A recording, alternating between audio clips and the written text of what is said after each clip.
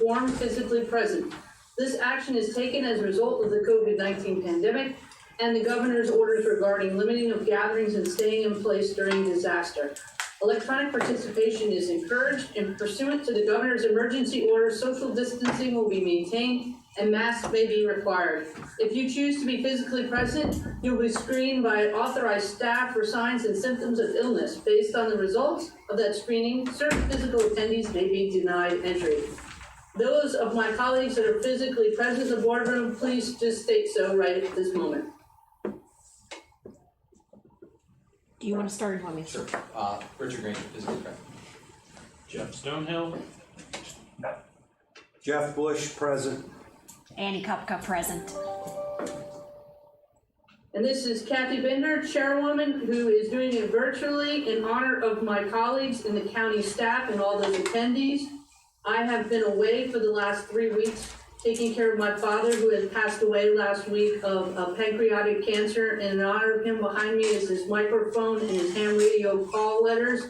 He was a volunteer firefighter. He was a ham radio operator, emergency operation leader in 2 counties, one in Pennsylvania, one in New Jersey.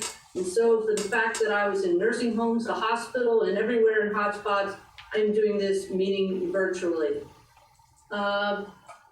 I direct the clerk to include the statement and the statement of remotely participating board members to be memorialized in the minutes. Now on to the agenda. Do we have any people that are present that would like to speak in public comment? Yes, ma'am, we do. We have, Okay. we first have, ma'am, state your name and address. Jessica Drinks, 11272 Dixie Drive. I need a statement. It's up to you.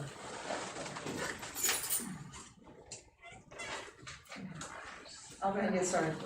I started my 16th year as a teacher for King George Middle School today, and this is the first time I have come to the Board of Supervisors to ask for your consideration.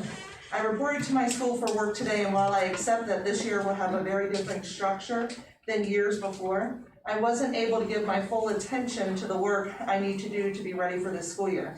I was preoccupied, as I have been for several weeks, with figuring out where my own children will go on August 17th so that I may go to work and be responsible for the schooling of 750 middle school students. I didn't go directly into the profession of education. I chose it when my oldest son was getting ready to start kindergarten. I went to be on his schedule and worked during school hours so that I would be present for many of the interactions my friends miss with their children, picking them up from school, helping with homework, having dinner as a family. I chose this profession knowing there would be sacrifices, which turned out to be numerous and never-ending, including a frozen salary for 8 of my 16 years in this county, longer hours, more responsibilities, and less appreciation. More sacrifices than I ever thought possible as a new teacher 16 years ago, and more sacrifices every year that affect me and my family. So I'm asking that you consider funding the King George County School request, as well as the request of the YMCA, for funding childcare for King George County School employees. If I have to find full-time childcare for my 2 school-age children, my household budget will be devastated. A week of full-time care at the YMCA is currently $175 per child. Multiply that by 2 children, and my monthly charge will be $1,400, an amount of money that accounts for over 40% of my take-home pay each month. A $1,400 monthly deficit to my salary means that as a 16-year veteran of the classroom, I will bring home less money than a first-year teacher. With childcare provided through appropriate funding, I could focus on being the teacher my students have come to expect and respect. Why should it come to the point where I have to choose between 700 and 750 middle school students and my own 2 children? This is a sacrifice I'm not willing to make. Please provide the necessary funding for teachers so we can care for our families and focus on our jobs. Thank you. Next, Ms. Richard, state your name and address. Good evening, members of the board. My name is Yvonne Richard of 8421 Cedar Lane. I'm here tonight to urge you to approve Dr. Benson's request for CARES Act funding. I also encourage you to approve the King George YMCA's request for CARES Act funding. While I don't know all of the specifics of Dr. Benson's request, I do know that this pandemic has added many additional costs to the schools that are unexpected. In a recent news segment featured on NBC Nightly News with Lester Holt, it was estimated that for an average district of 3,700 students, districts could expect to spend about $40,000 on hand sanitizer, $148,000 for disposable masks, and almost $450,000 for additional custodial staffs and other costs. They estimate that it will cost nearly $1.8 million in addition to the normal school budget.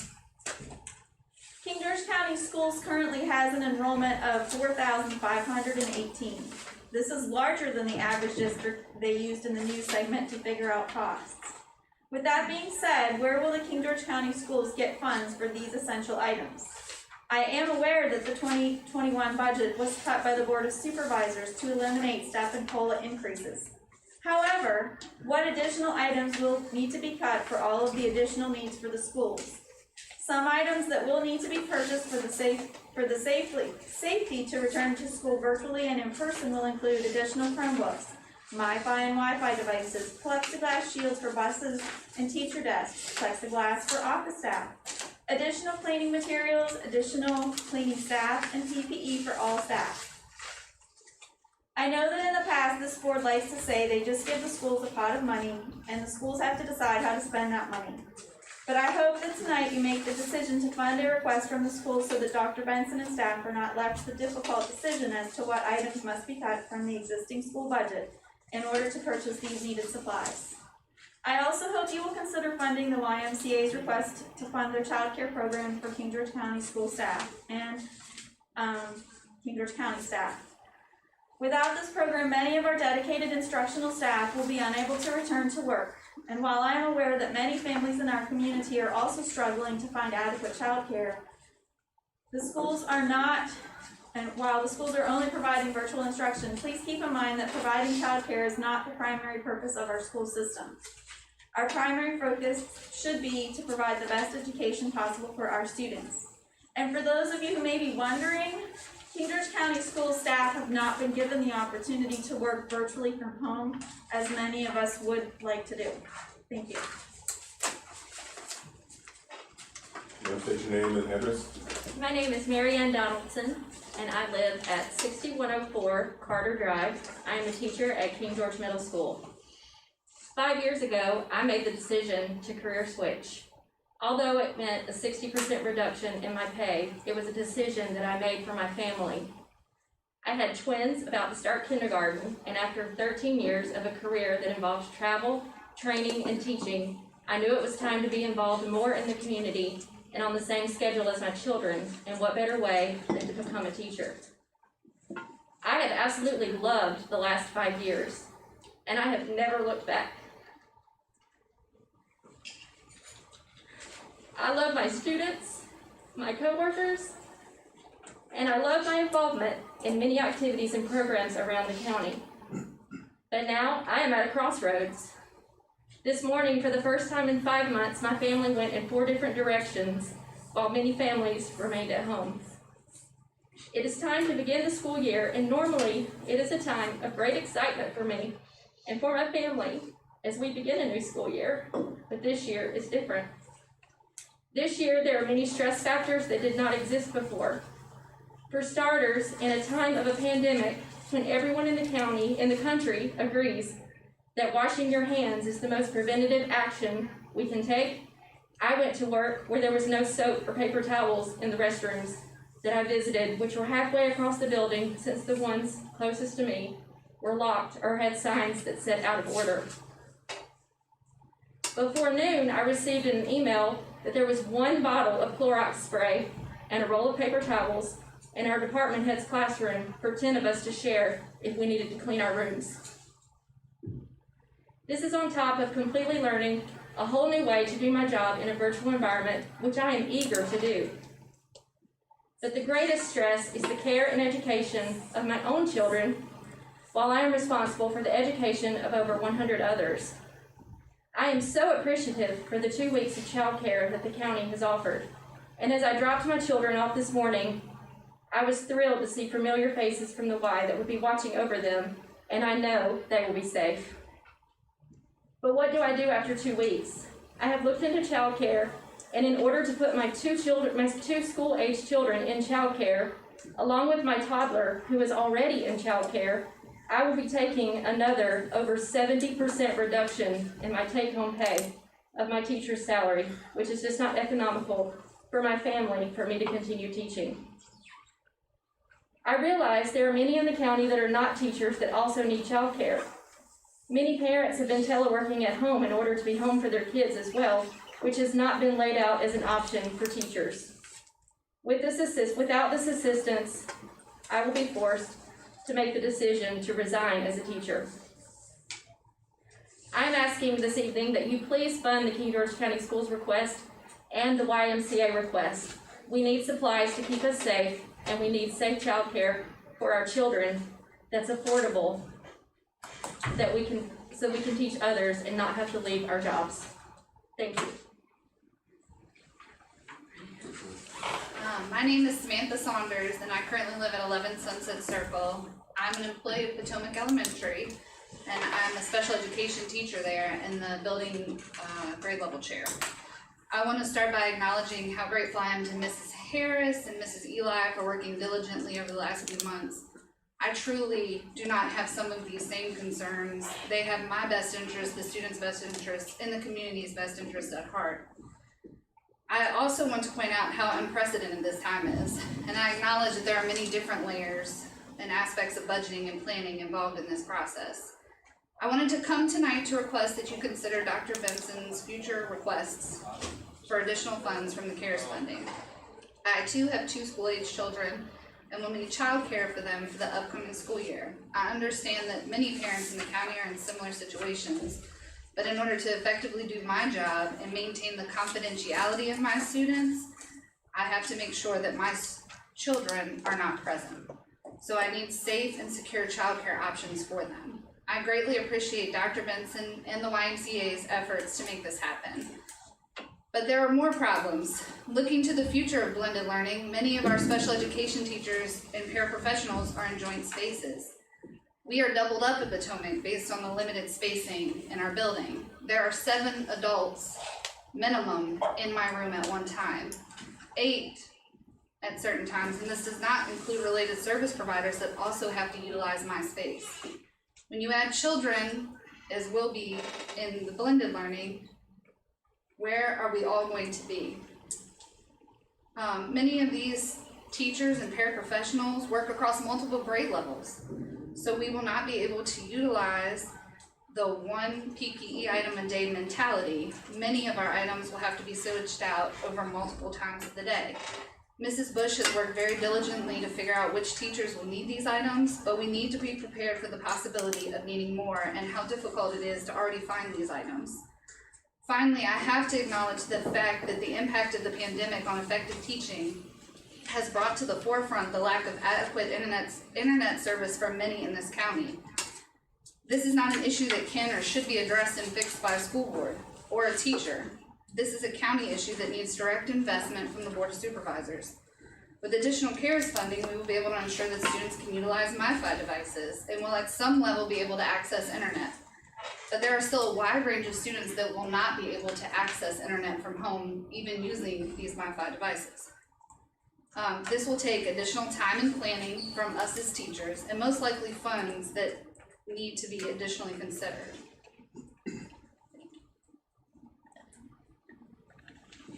Madam, that's all the comments in person. All right, I know there were some comments that were received by board members. Ms. Kupka, are you prepared to read those comments? Yes, Madam Chair. All right, go ahead, Ms. Kupka. Dear members of the board and Dr. Young, my name is Tracy Martin. I live at 8287 Hickory Drive in King George, Virginia. While I hope to attend the work session, I do not think I can make it in time to sign up to speak. Therefore, I am sending you my official comment via email. If it can be read into the record, I would very much appreciate it. If that isn't possible, I want to at least know that you all have read/heard what I, as a citizen, believe should be done. I've been a resident of King George County and a first grade teacher in King George County schools for 16 years now. I am a former King George County Schools Teacher of the Year and my son is a graduate of King George County Schools and Old Dominion University. It therefore likely goes without saying that I very much value education. I also very much value the health and safety of my former and soon-to-be students as well as their families. It is not some weird phenomenon unique to King George that our schools take up a large portion of our county's budget. Without our school system, how much of a county would we have? The education of our youngest citizens, the children whose families are entrusting us with their care, needs to be the priority.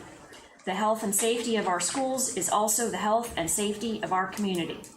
The reality of this pandemic is that our school system needs well more than $1 million over and above our original budget in order to meet the demands we now face.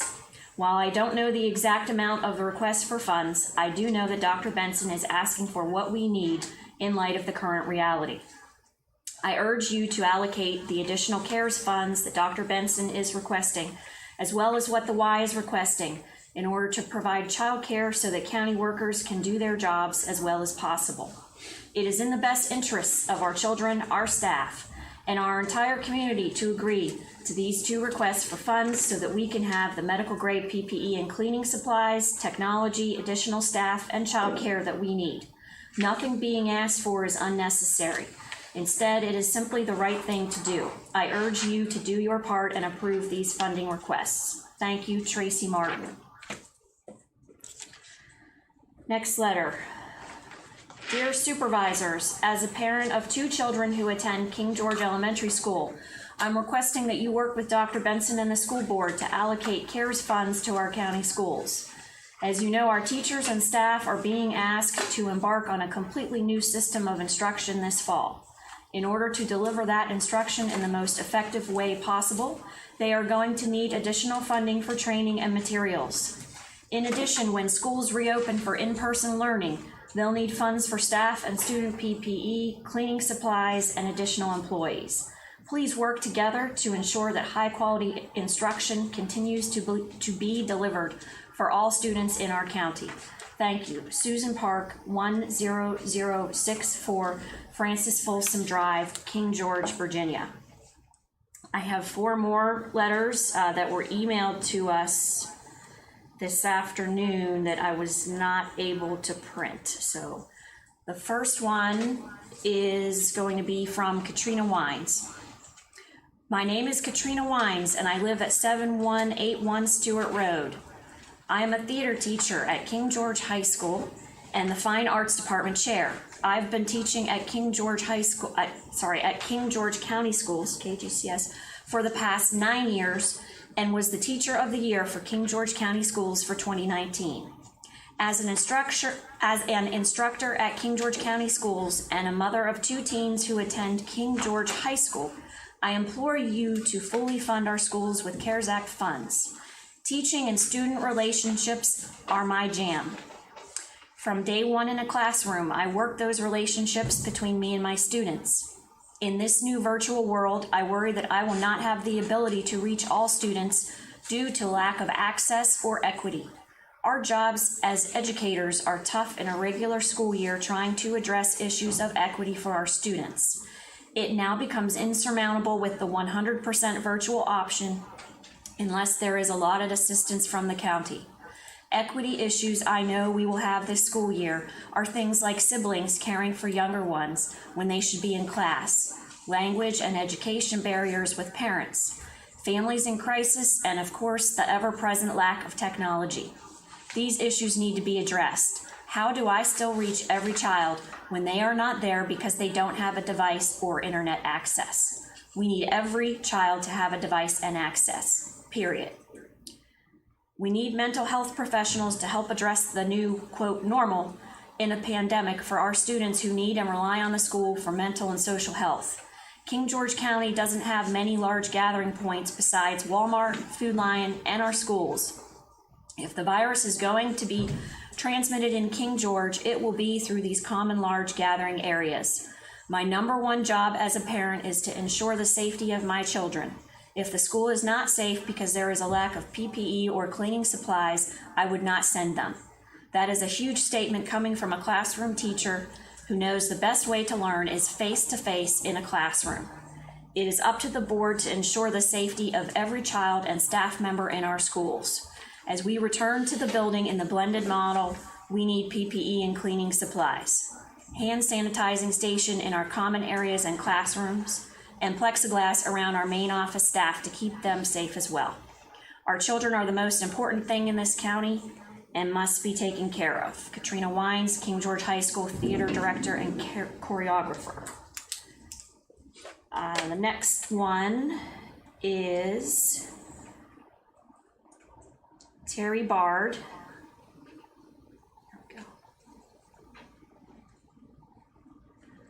My name is Terry Bard. I live at 3851 Dockside Court in Mr. Bush's district. I am unable to attend your work session this evening, and so I am emailing my support for Dr. Benson's request of a portion of the CARES Act funds. I am a first grade teacher at Sealston Elementary School, and today was our first day back since we closed abruptly in the spring. I have never been so proud of a group of coworkers as I was today. Despite having had a rather traumatic ending to our last school year, a summer of stress and uncertainty, and a return to a whole new virtual career that, in my mind, equates to being thrown into the technological deep end, my colleagues are determined to get back to the business of school by educating themselves on new learning management platforms and programs, designing virtual classrooms, and redesigning lessons for engaging virtual delivery and assessment. As professional educators, we are committed to providing as normal an environment as possible and to educating children of King George County, whether it is all in the same room or together via the internet. Teachers are notorious for filling in the gaps. We have bought kids food, clothes, school supplies, and covered field trip costs. We buy things for our classrooms to create an inviting place to learn. We have given up our lunch break to mentor, counsel, and console many children. We stay after school to coach, tutor, and mentor many other children, and we attend meetings outside of our contract hours. We take on so many more responsibilities without being asked, simply because it will benefit, quote, our kids. This time, we hope that you will take care of us. Covering the costs of PPE and cleaning supplies, as well as the other items requested by Dr. Benson, is the right thing to do for those people that educate, support, and love the children of this county.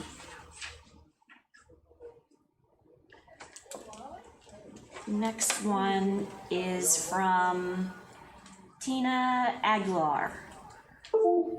I would like to have my letter addressing funding to be read aloud during the meeting tonight. Good evening, my name is Tina Aguilar, and I live at 8348 Electric Avenue. I am writing this evening to encourage you to allot funding from the CARES Act to the King George County Schools for PPE. It was my understanding that zero of the funding for the first amount our county received under the CARES Act went to our school system. I would like an explanation as to what happened with those funds. It is essential to our children and staff that they be provided with PPE equipment. There are students in our community that are underprivileged and may need masks, as well as the staff who are medically at risk that are required to go back to in-person instruction. Our elementary schools have bathrooms in their classrooms and need cleaning supplies, not only in those instances, but for all the teachers. The schools need this funding to provide additional custodial staff, as well as cleaning supplies to sanitize the buildings on a daily basis. The funding should also include updating the school's air handling systems with proper filters and adequate air ventilation. We simply cannot return to school in person until there is an adequate plan of action for daily cleaning, deep sanitation, a better system for air circulation, as well as providing masks for any and all staff and students who may need it. The schools cannot do that without funding. Not only are PPE important to our students and staff, but so is funding for disability services, additional learning services for those who are struggling with virtual learning, mental health services, funding for the technological equipment necessary for virtual learning, teacher training for our new way of instruction, access to adequate internet services, and additional staff as our class sizes have significantly increased. That funding should have been appropriated from the beginning. It is imperative that you allot the money now. Our kids need to return to school. Thank you. Next one is Brianna Craddy. I would like this email to be read aloud during the Board of Supervisors meeting tonight. Thank you for your time. My name is Brianna Craddy, and I live at 8338 Electric Avenue. As a parent of 3 children who attend King George County Schools, I implore you to fully fund the schools with the CARES Act money for PPE and cleaning supplies in order to create a safe environment for my children and their instructors. If I am to send my child for in-person instruction in the blended model the county has approved, then I need to know that my child's health and safety is of the utmost importance in all that is done at the county and school level. PPE for teachers and students is essential. Cleaning supplies for custodial staff and teachers to clean is essential. The health and safety of the instructors is essential. The mental health of our students and teachers is essential. If one of these things is not provided, then we will have a breakdown in health and safety of staff and students alike. There is no scenario that I can imagine where I would choose to send my child into an unsafe environment. It is up to you to use the new allotment given by the state of $2.3 million to ensure that my child is safe. Anything less shows a disregard for our county's greatest assets, our children. Thank you for your time and consideration in investing in the safety of our county's school staff, teachers, and children. And I believe that is all that I have. And if I could just note to all of you here and those who I read emails for, please make a point to forward your comments to the school board as well, because there are some issues you all brought up that are ours, and there are some that just aren't. So please make sure you do that as well. Thank you. Thank you, Ms. Kupka. Mr. Dines, Dr. Young, is there anybody online that would like to give public comment? Yes, ma'am. Go ahead, Mr. Dines. The first one is Mrs. Carrie Gonzalez.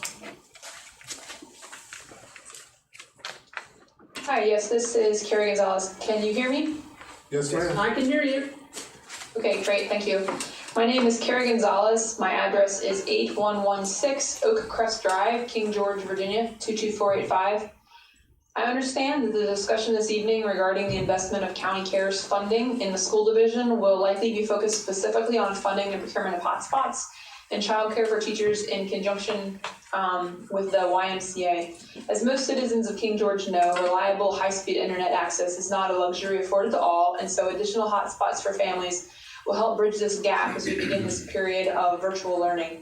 As for childcare, and as we have heard mentioned this evening, affordable childcare is a service that many of our educators require in order for them to maintain their positions as educators in this county and not be forced to make decisions that may ultimately result in them leaving the workforce.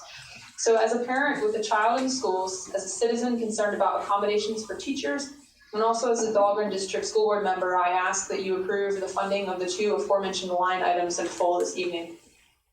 I'm also very encouraged to hear that the board is considering hosting a joint meeting with the school board to discuss the rest of the allocation requests proposed by the schools. I look forward to participating, and again, I ask you to fully fund Dr. Benson's proposal for additional CARES funding for the schools so that they may safely and adequately provide an education for our children this fall. Thank you.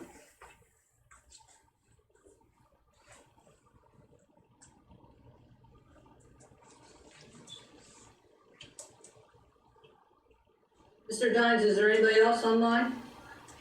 We had a Mr. Keith Connor, but I think he left the room.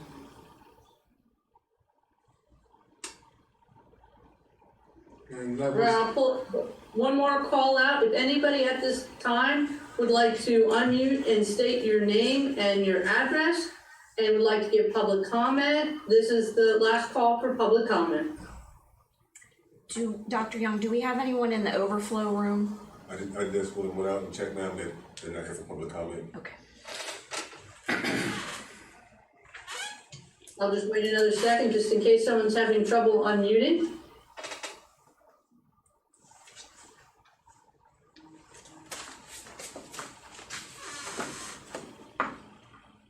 All right, with that being said, we will close public comment at this time, and we will turn it over to Dr. Young in his CARES Act presentation. Dr. Young. Thank you, ma'am. Give us 1 second while we transition with the slides. Board, in person. We do have hard copies of the slides if you want to reference. Thank you. If the board wouldn't mind just giving me a little time, I know I briefed these slides, a portion of the presentation before, but I know that we have some new members attending, and I felt that it's probably adequate to provide a little bit of background regarding the CARES Act funding and how we arrived here today. I think that that'd be appropriate so we can have an informed discussion. Next slide. Here's our agenda. Next slide.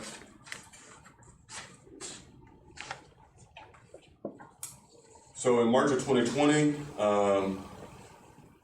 counties all across the Commonwealth was contacted by the Secretary of Virginia, notifying us of the fact that the federal government had approved what was called the Coronavirus Aid, Relief, and Economic Security, or CARES Act funding. Basically, the federal government set aside $150 billion to be given to states, who in turn would determine how they would allocate that funding to local governments to assist with the COVID-19 pandemic.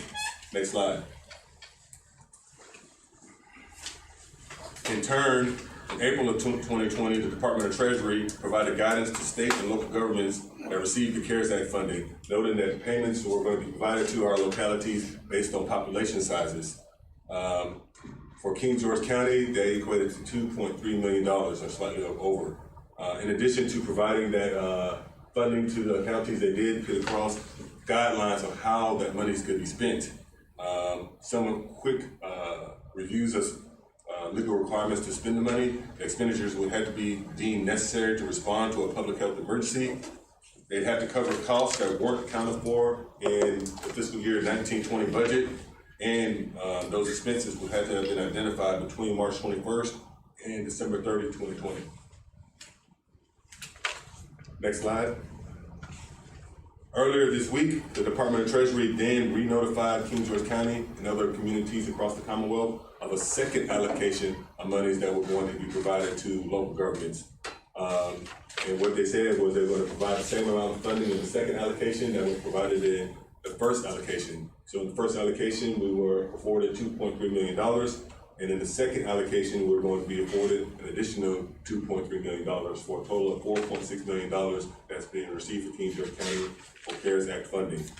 Some guidelines that came from the Department of Treasury stress that the spending guidelines are strict and they do remain the same as the first allocation.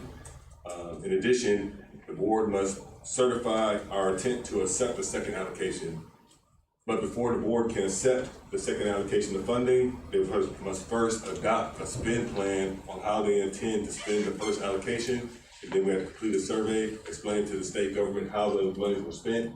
The state will ensure that all of those expenditures were in fact legal and in compliance with the guidelines that were put out by Treasury. And then they will allocate the second round of funding.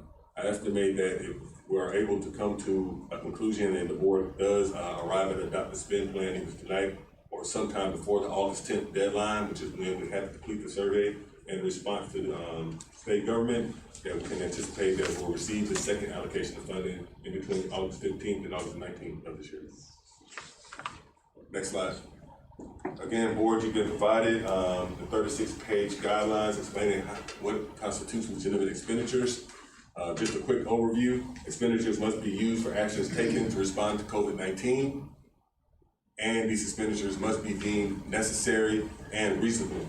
Necessary meaning that any reasonable-minded person can judge that it is a necessary expenditure to address the COVID-19 pandemic, and reasonable being that whatever expenditure is made, we wouldn't be made under eye-gouging prices.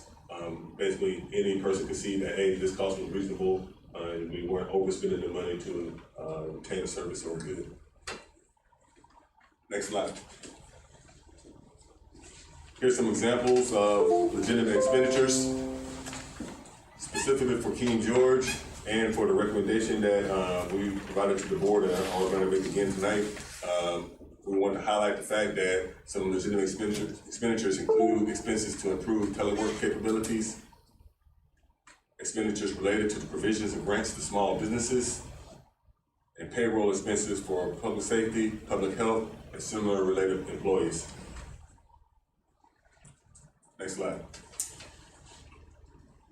And here's just a brief overview or examples of illegitimate expenditures.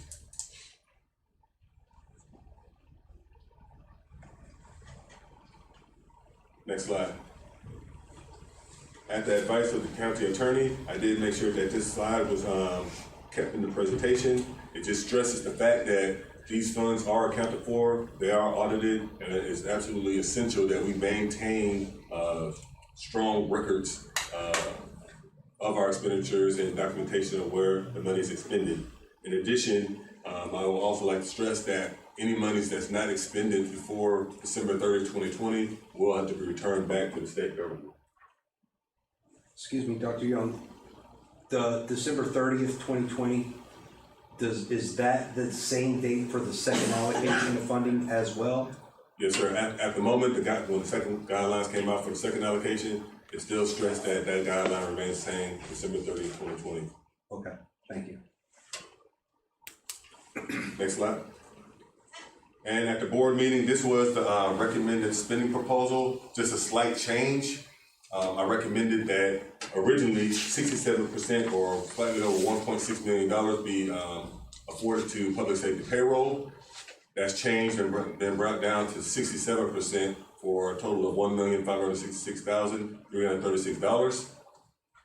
For county department purchases, which we will discuss tonight, that went up from $400,000 to $453,567, or 19%.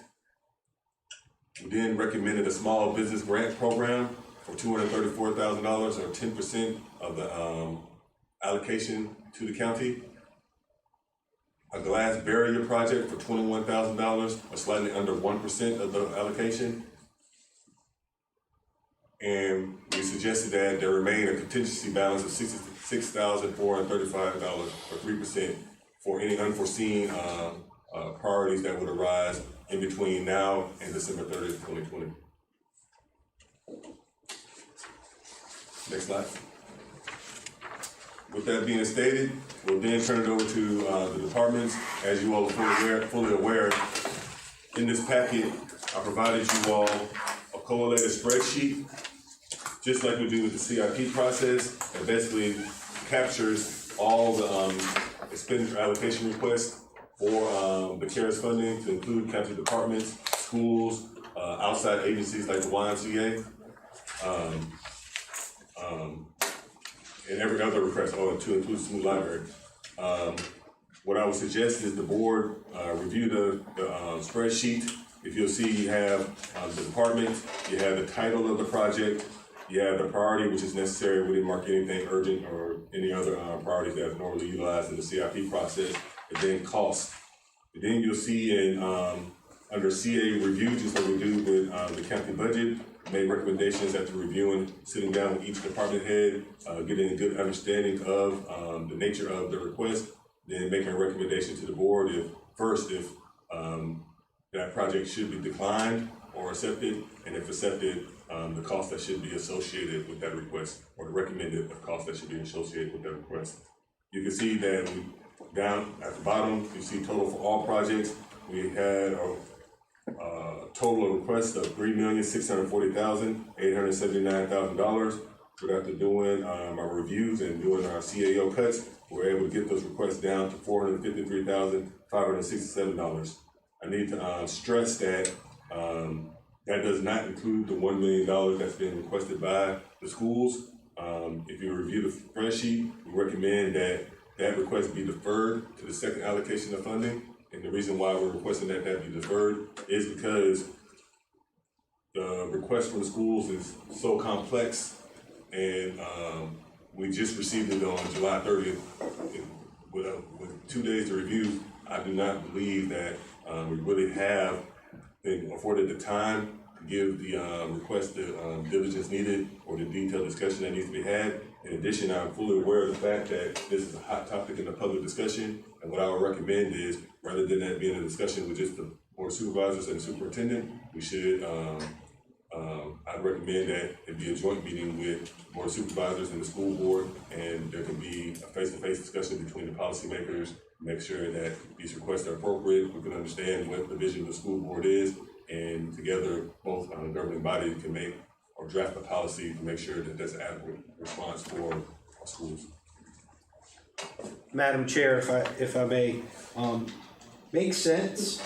The only concern I would have is, so it's been pointed out, it's no secret, we just dropped $500,000 at a past meeting to look at broadband expansion.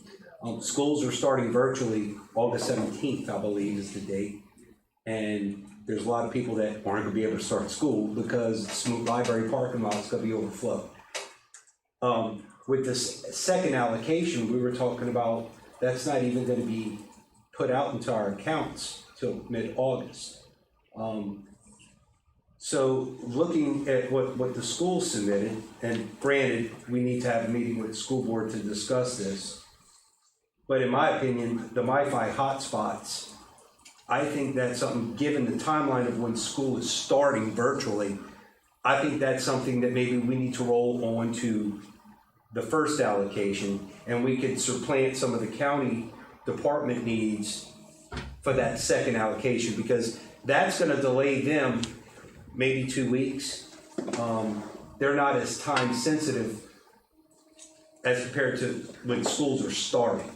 You know, we already have a fixed date, and that's right around the corner. So that's my preference. Madam Chair, may I? Yes, hello, go on, Ms. Kupka, and then, I'll tell how the process will go, but go ahead, Ms. Kupka. Thank you. Yes, my understanding per our conversation earlier today was that we would defer all of the school board requests for funding, save the YMCA childcare request, which we can address under the YMCA's request. And as Mr. Bush said, the MiFi hotspots, and that all of the other items would be deferred until we could meet with the school board. So I made that commitment in good faith, and I would hope that my colleagues would honor it tonight. Ma'am, sir, I didn't get to finish. I was gonna state that save the MiFis, because since the nature of the timing with school Thank you. process. I'm sorry about that then. And the YMCA is actually here, so they're prepared to come and speak during their turn to answer, field any questions that you all have about the child care program for YMCA. Thank you very much. I'm sorry I cut you off. Okay, Dr. Young. Yes, ma'am. Dr. Young, how I would like to, we go through each department with the saving in the schools, we'll bring up the MiFi and the YMCA, or the YMCA childcare in the YMCA slot, and we have our discussion on each one individually and making it more efficient in the process. Yes, ma'am. And then my colleagues can just chime in when they have a question. Yes, ma'am. Yes, ma'am. So with that being said, again, we have the spreadsheet. I know the board is fully aware of the process where we actually have each supervisor's name, and we'll tally you all's votes on each request, and then the majority vote is an approved fund or an approved project that will be captured in the spend plan for the CARES Act. With that being said, the first department head in the chute is community development, Mr. Brad Hudson.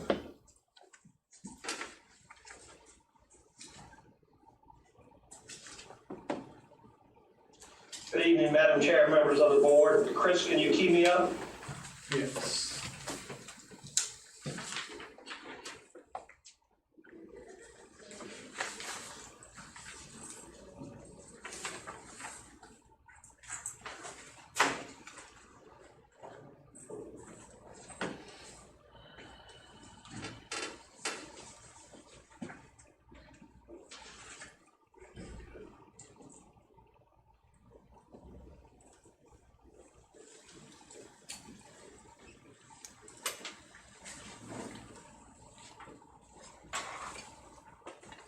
Just a second, Brad.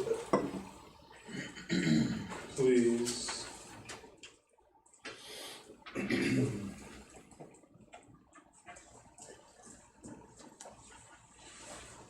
Brad, while we wait on the slide, can you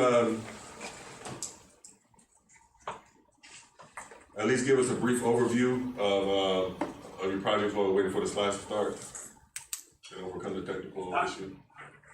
I can, and first of all, I'd like to apologize to the board that my presentation doesn't exactly match what I'm going to talk about tonight, because some of the funding I realized today was being requested by other departments for other uses. Which brings me to the first protected barrier. I'll talk about that for a minute. As you know, we have a temporary protected barrier in our office at the moment, but what we're asking for is to put a counter to ceiling protected barrier out in front of what we currently have. This will enable us to continue to use the fire door properly without dismantling the temporary apparatus we have up right now. And once Chris gets the program up, I can show you a little bit better about that.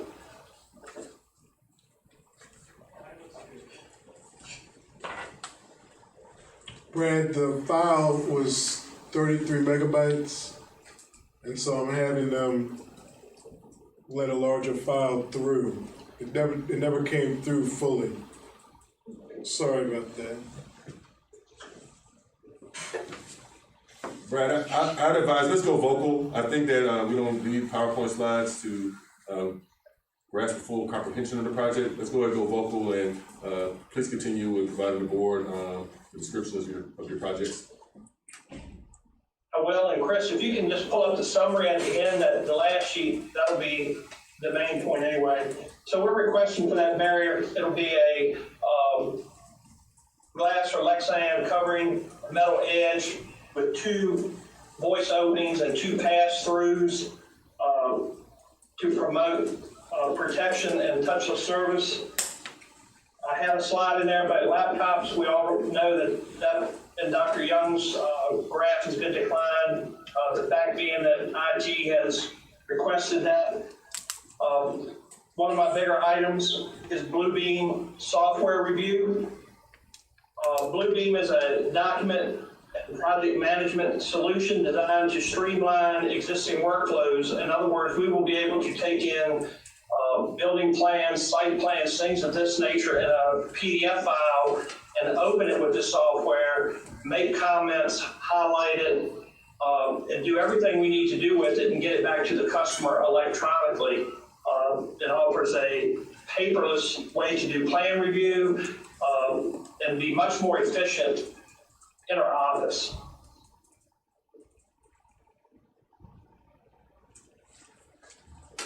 And there were some slides to show you how that worked.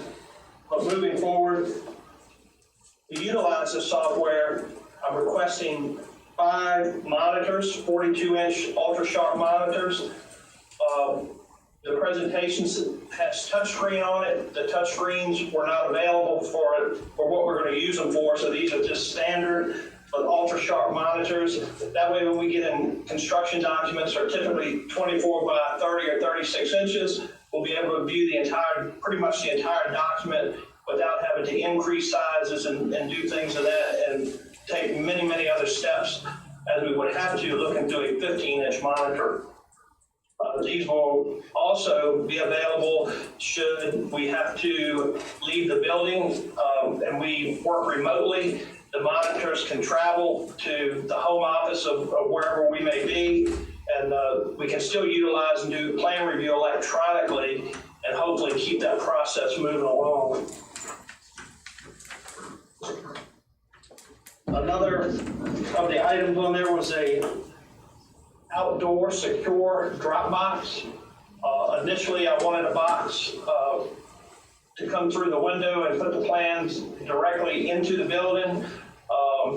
Due to the expense of that, we've decided if an outdoor drop box is good enough for the U.S. mail, it's good enough for us, and request one of those and be mounted and secured either to the concrete floor or to the wall itself, which will help us with the customers who can drop off on weekends, after hours, and such. So my original request came out to about $21,400. speaking with Dr. Young and making a few changes, it now rests at $11,400. And if you have any questions, I'll be glad to try to answer them for you. Ms. Cup, Madam Chair, may I? Go ahead, Ms. Gupta.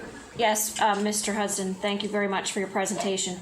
I noticed cell phones is zeroed out and declined. Can you tell me if your staff has to work from home remotely? Do they all have county cell phones that they can use to contact customers, etc., or are they using personal cell phones to do so? Well, when this event started, we actually used some of us used personal phones. What we have done to offset that is we have a couple of folks that have cell phones that don't use them on a daily basis and are used for emergencies or when they're out of the office. I have put a plan together where we can get our permit techs and the people who talk to customers daily, we're just gonna use each other's phones. So when we transfer or call forward our calls from our office phones, they will go to a county cell phone. But I think with the amount of phones we have now, that we'll be able to utilize one another's without purchasing any more and having an ongoing expense. Okay, thank you. As long as you are okay with the plan you've worked out and that works for you, I'm good. Thanks very much for your answer. Thank you. You're welcome.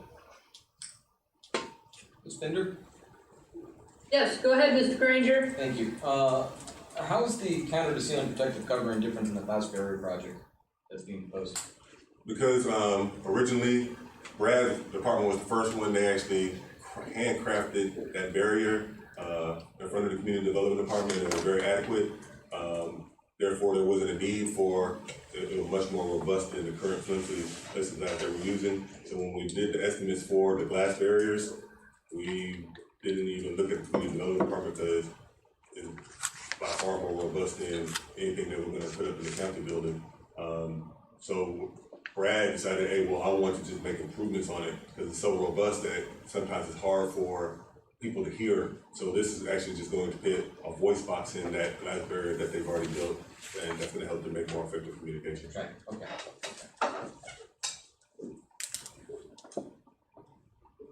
Mr. Stonehill, do you have any questions? Mr. Hudson, can you, is he still there?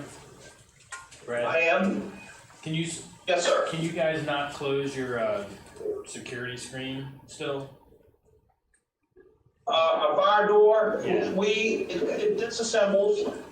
We built it to that height. We bring the fire door down to it. It's clamped, and then the apparatus we have up there is hinged. So we take it, move it in, fold it in, slide it in, and then pull it down. But it is quite a cumbersome task, and because the barrier was built rapidly to accommodate us quickly, it's not going to withstand that much more, to be honest with you. Well, you are the building department. You guys did a good job. Yeah, I have one of my staff members is very good at that type of thing, and I'm glad we got it done, but it would be a much better device for us if we had should have the voice openings in there as well as an extra slide where we could actually have two of our permit techs work at the counter at the same time to be able to converse with the customers.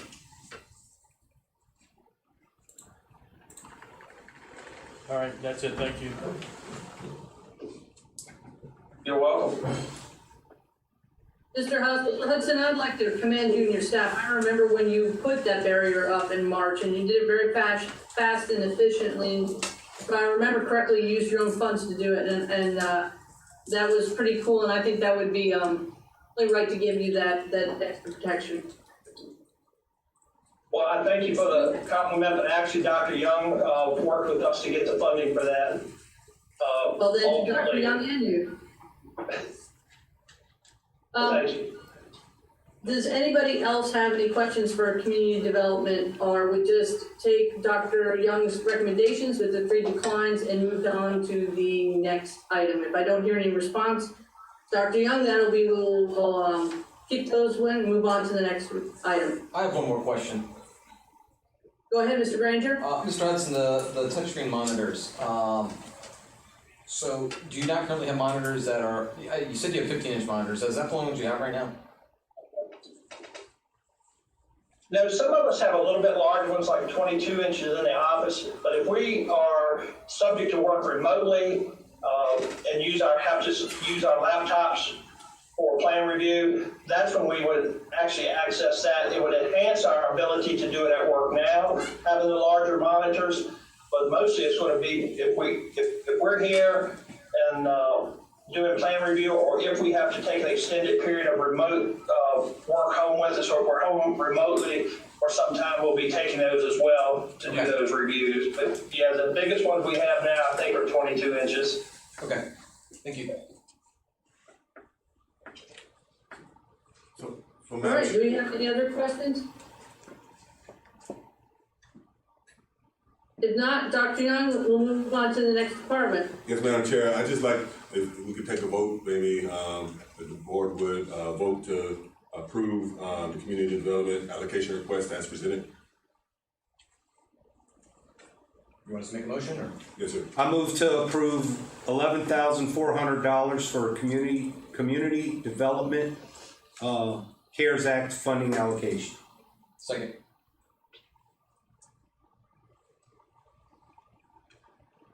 Madam Chair, we have a motion and it has been properly seconded.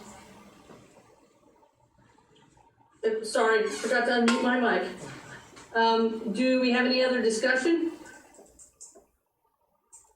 All those in favor? Aye. Aye. Any nay? Chair votes aye, motion carries. Thank you, and Dr. Young, move on to the next department. Yes, and Thank you very much. in you all's hard packet, you have, the request from the registrar, but you'll see, the note that, the registrar has since received CARES Act funding from the, State Department of, Elections.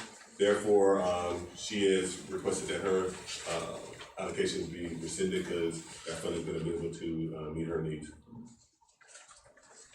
So then that takes us to the treasurer's office, and Chris, the treasurer, isn't online, correct? No. Okay, the treasurer, asked me to speak on his behalf.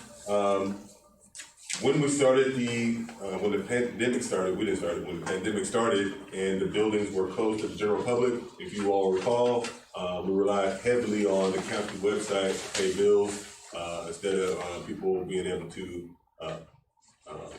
patronize the treasurer's office in person. And when you make a payment on the website, as you all are fully aware, there's a convenience fee for those that are utilizing credit cards. And so not to place the extra burden on our citizens, since it was a county decision to close the building, the treasurer's office decided to utilize $49,285 out of their own budget to make those credit card payments on the website convenience fee free for our citizens. Now that we have the CARES Act funding, the treasurer is asking for that cost to be reimbursed to the treasurer's budget. And in addition to that, he requested laptops, which of course is being covered in the IT budget, and he requested glass enclosures, but that's covered in the glass barrier budget. Great, thank you, Dr. Young. Do any of my colleagues have a question?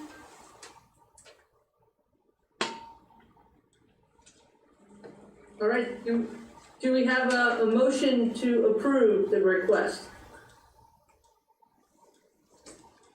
I move to approve the treasurer's request as presented. Second.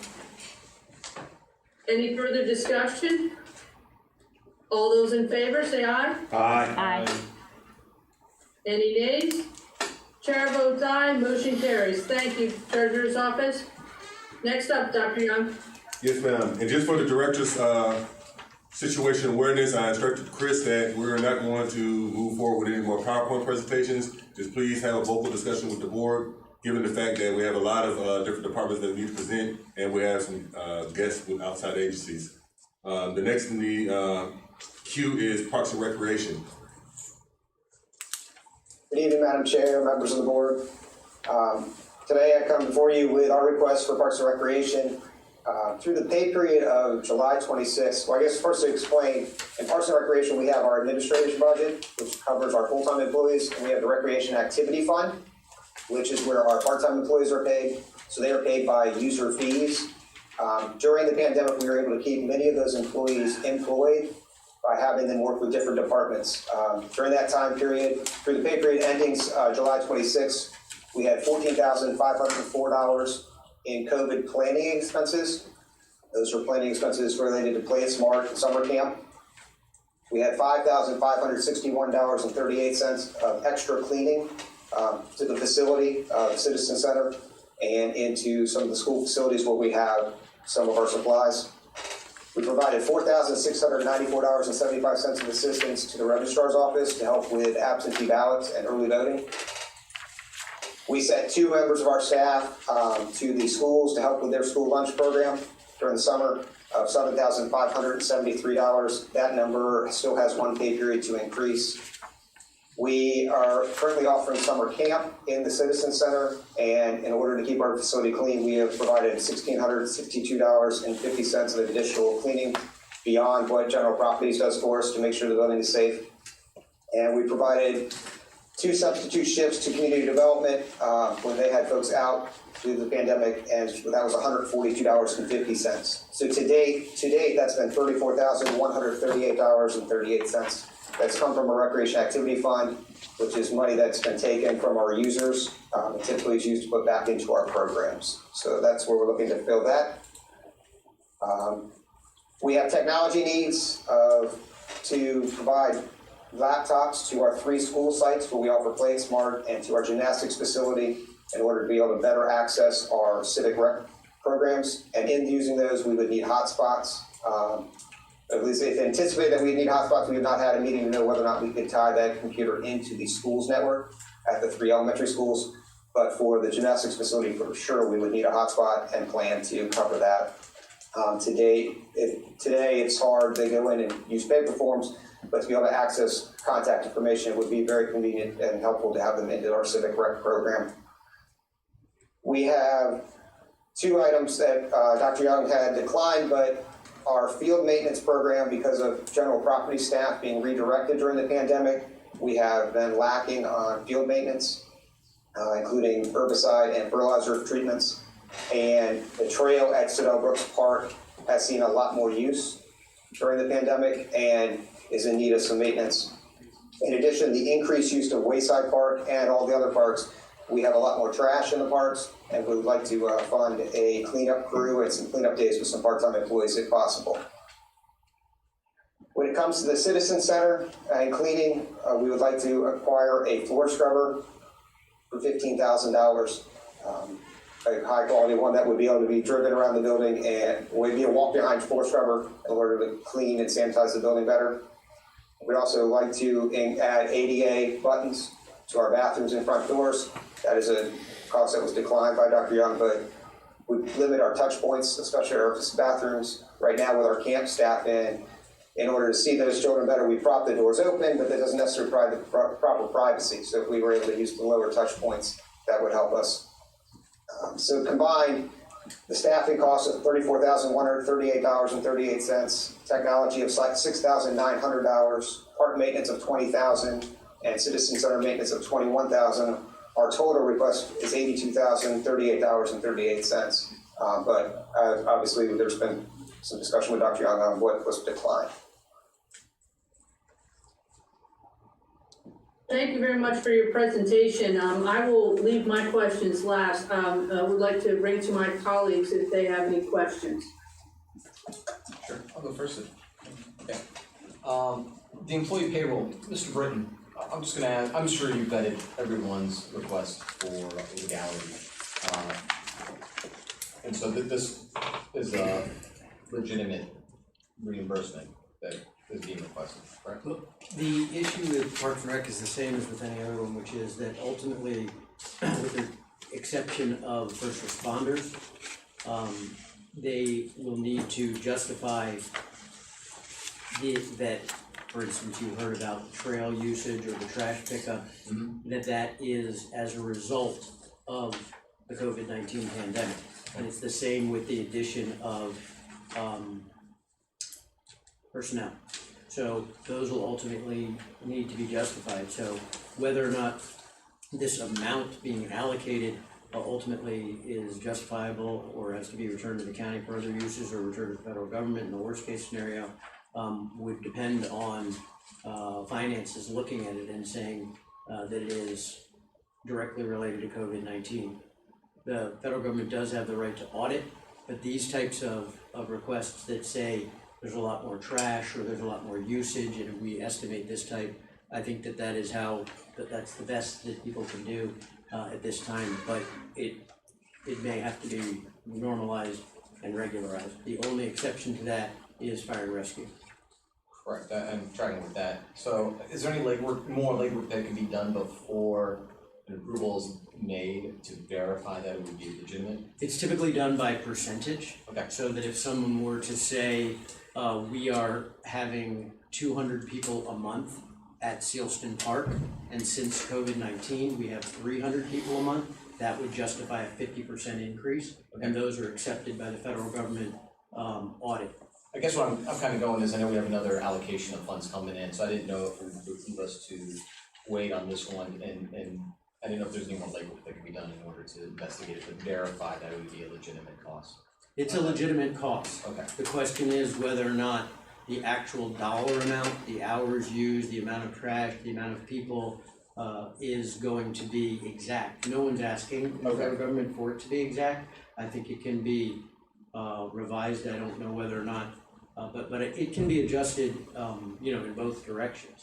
Understood. So I think when you're talking about something like wear and tear, when you're talking about something, to turf fields, parking lots, trails, biking trails, trash cans, trash pickup, I think it's an awesome task to be able to say it's gonna do this. Now, some people may know their exact budget. They've had to put on 3 more people because of it, and those people will not be maintained after December 30th unless there's an extension. That's an exact science there. I hired 3 more people. These people maintain trails, paint lines on parking lots, and pick up trash. Okay. This is our additional trash cost. We don't actually pay for trash in this county, but if you did pay for trash, you could add your landfill costs and expenses, your transport, your diesel fuel. You had to buy an extra dump truck to do all the trash in all the parks. We had to put up perimeter fencing or whatever it may be. Those are exact costs, but the Dr. Young has the absolute authority with respect to fire and rescue, but everybody else, it's going to be an estimate, and the federal guidance provides for that. Personally, I thought about this, some cases, and Dr. Young and I actually spoke about it today about how we estimate certain things. Some things can be estimated with exactitude. I need 10 more teachers for something we're not talking about tonight. I need 15 more computer terminals. I need 6 more hotspots, and those are all, some of those things you buy the equipment, you can keep it.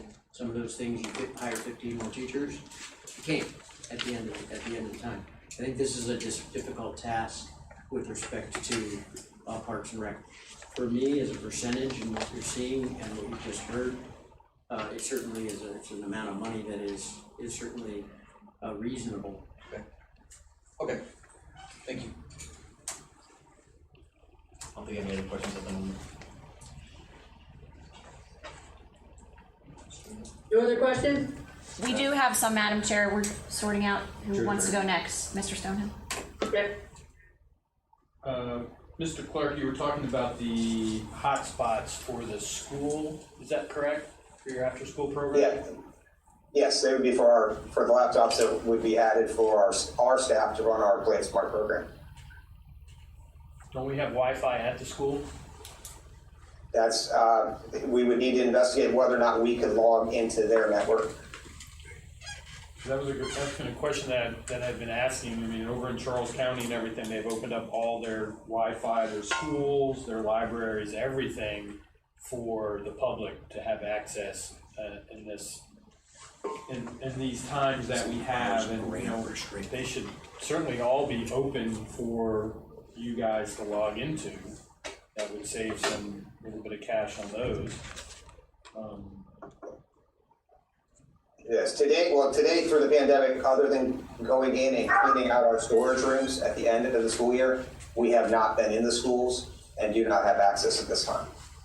The answer, sir, is yes. You can access to school Wi-Fi, just like how we go to the high school, access to high school's Wi-Fi in order to get our board meetings.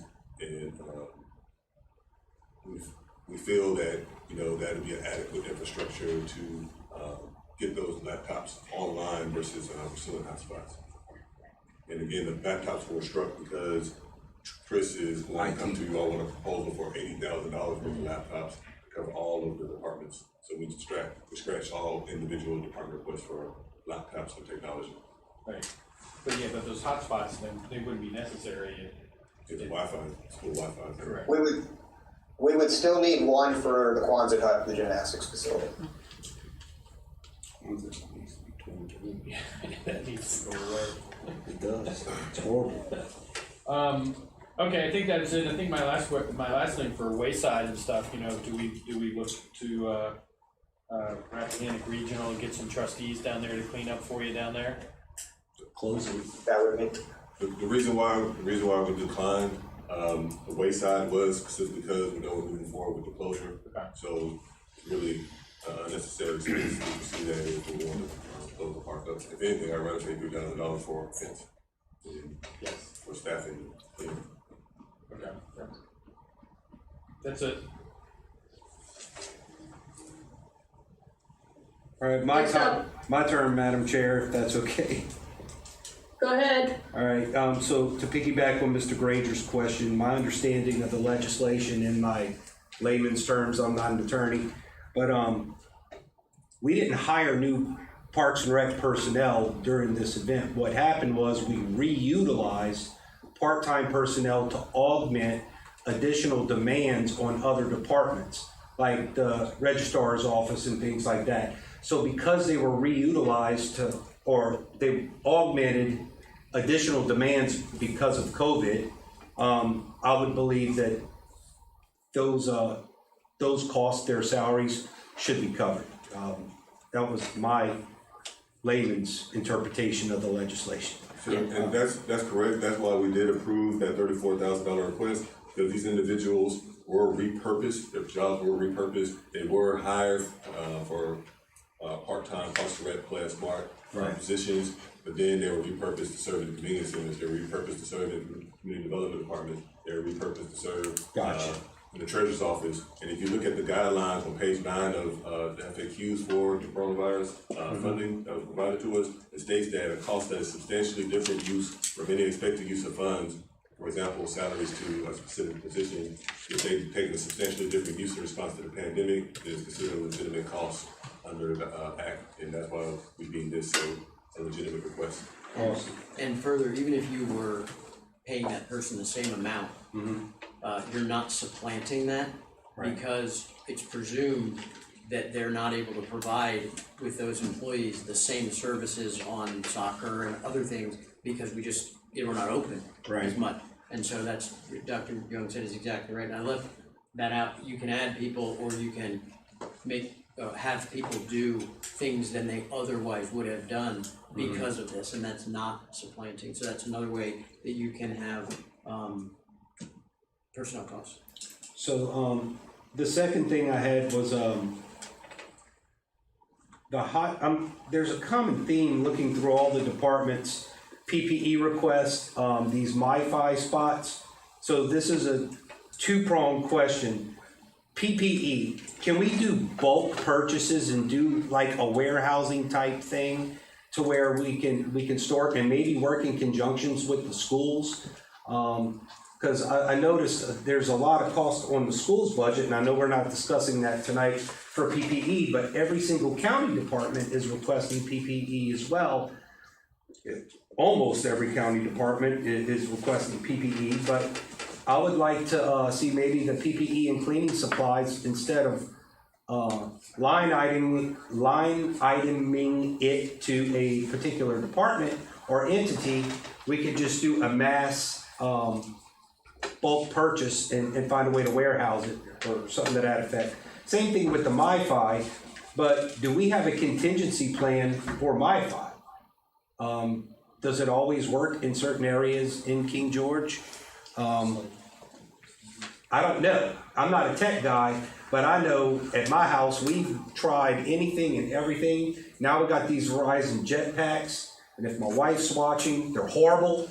Please get rid of them. But do we know if these actually work? Because if we're gonna make a significant investment, we need to make sure what we're buying is actually gonna work. And if it's not gonna work, do we have a contingency plan? What do we do if it doesn't work?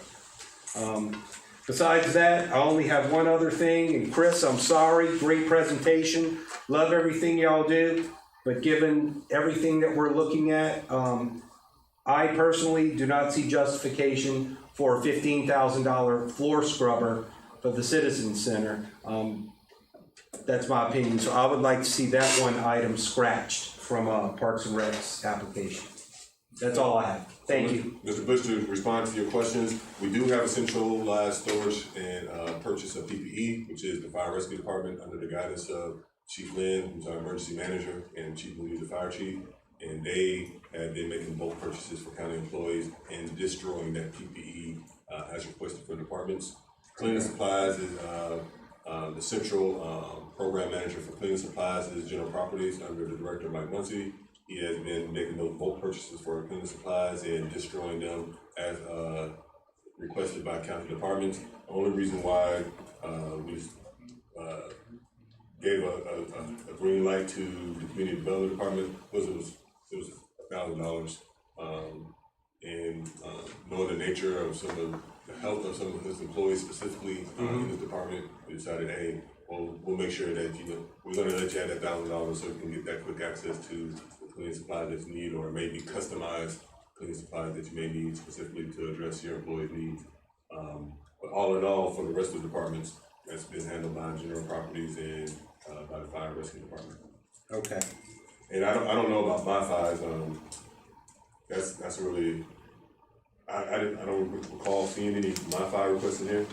There was one. Well, Chris just spoke to mobile hotspot, MiFi. Something to help get the internet. I'm not a tech savvy guy. That's why I aggravate Chris. But internet access. There we go. Right? Yes. Yeah. The box, whatever you call it. And Chris, is up to you to defend your request for the $15,000 floor scrubber.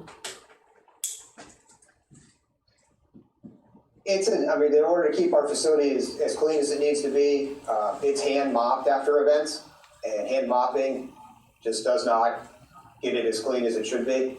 And with the virus and the possibilities of it staying on surfaces, to be able to drive a floor scrubber and clean this facility faster and safer and more completely would be a huge added benefit. Y'all don't have one now? Sorry. We do not. Right, Ms. Pepka? Thank you, Madam Chair. Mr. Bush, with regard to the MiFi hotspots, the school board at its July 28th meeting had a recommendation from the superintendent of schools, and I'll just read a little bit. It may help answer your question and alleviate your concern.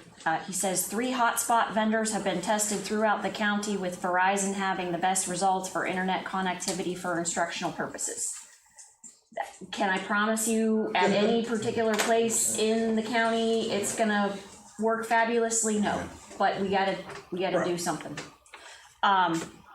Second thing, I fully support your need, Mr. Clark. If you need a floor scrubber and you don't already have one, and we're talking about, I'm guessing, A, not getting the floor as clean as it could and should be, and B, using a lot more staff time in vain in an attempt to do so, then I would support that request. I understand where you're coming from. I have a question though about the ADA door openers, and I'm not saying that that's necessarily appropriate for a CARES Act request, but I'm a little concerned with what I heard, and I would hope perhaps that you could get with our county attorney to make sure we are compliant in that building with the Americans with Disabilities Act. Just based on what I had heard, it was a little bit concerning to me. Yes. Madam Chair, the ADA has to be complied with either way, COVID or not, that's what I think you're saying. Right. I took that request to mean that an ADA compliant door would also allow people to have the door Minimize the open touch. without, if it's not already required, it would minimize touching. I don't know that, I didn't speak with anyone about it, but that's how I took that, because, and you see that request a lot, because ADA compliant equipment typically has a button touch or no touch. But if it is used to bring the building up to compliance and it was necessary for COVID-19, that could be used. If it was just being used to bring it up to ADA compliance, that would be supplanting a necessary budget item, Sure. whether budgeted or not. Sure. So I guess my question is, I actually don't have a problem with that request now that I've heard from you, because I can tell you when this first started, every time I had to go into the building, I would make an effort, if the building was open, to hit the push button down by the treasurer's office with my elbow so I didn't have to touch the door. I would make an effort when I went into county administration to hit that push button with my elbow so I didn't have to touch the door. So I feel like if we're looking at it from the standpoint of trying to reduce the number of touches, then I would be in support of it. That's all I have, Madam Chair. Thank you. Thank you, Ms. Kupka. I also agree with the ADA door openers. For someone who has been in a lot of facilities, including a hospital that didn't foresee COVID, and they had a little hand sanitizer.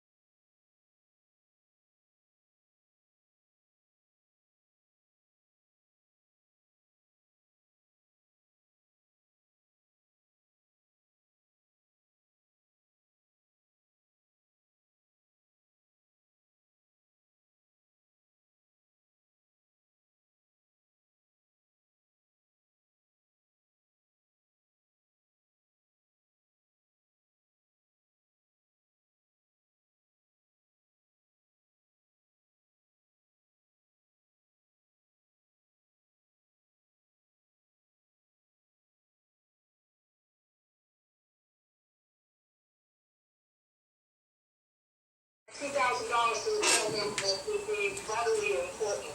And then the last thing I wanted to bring up, and this is something that we might be able to look at for the next round of CARES funding, is being able to put maybe a pavilion at Fidelbrook Park, and maybe look into maybe Parks and Rec organizing something that we can allow students to be able to access hotspots at our parks. That was just something I'm putting out there. Were you all able to hear? Yeah. Great. Can you still hear me? Yes, ma'am. That's all I have.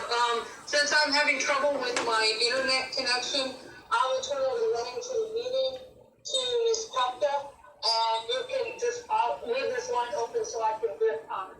Roger, ma'am. Thank you, Madam Chair. Does anyone have anything, any other further comments? I have no further comments.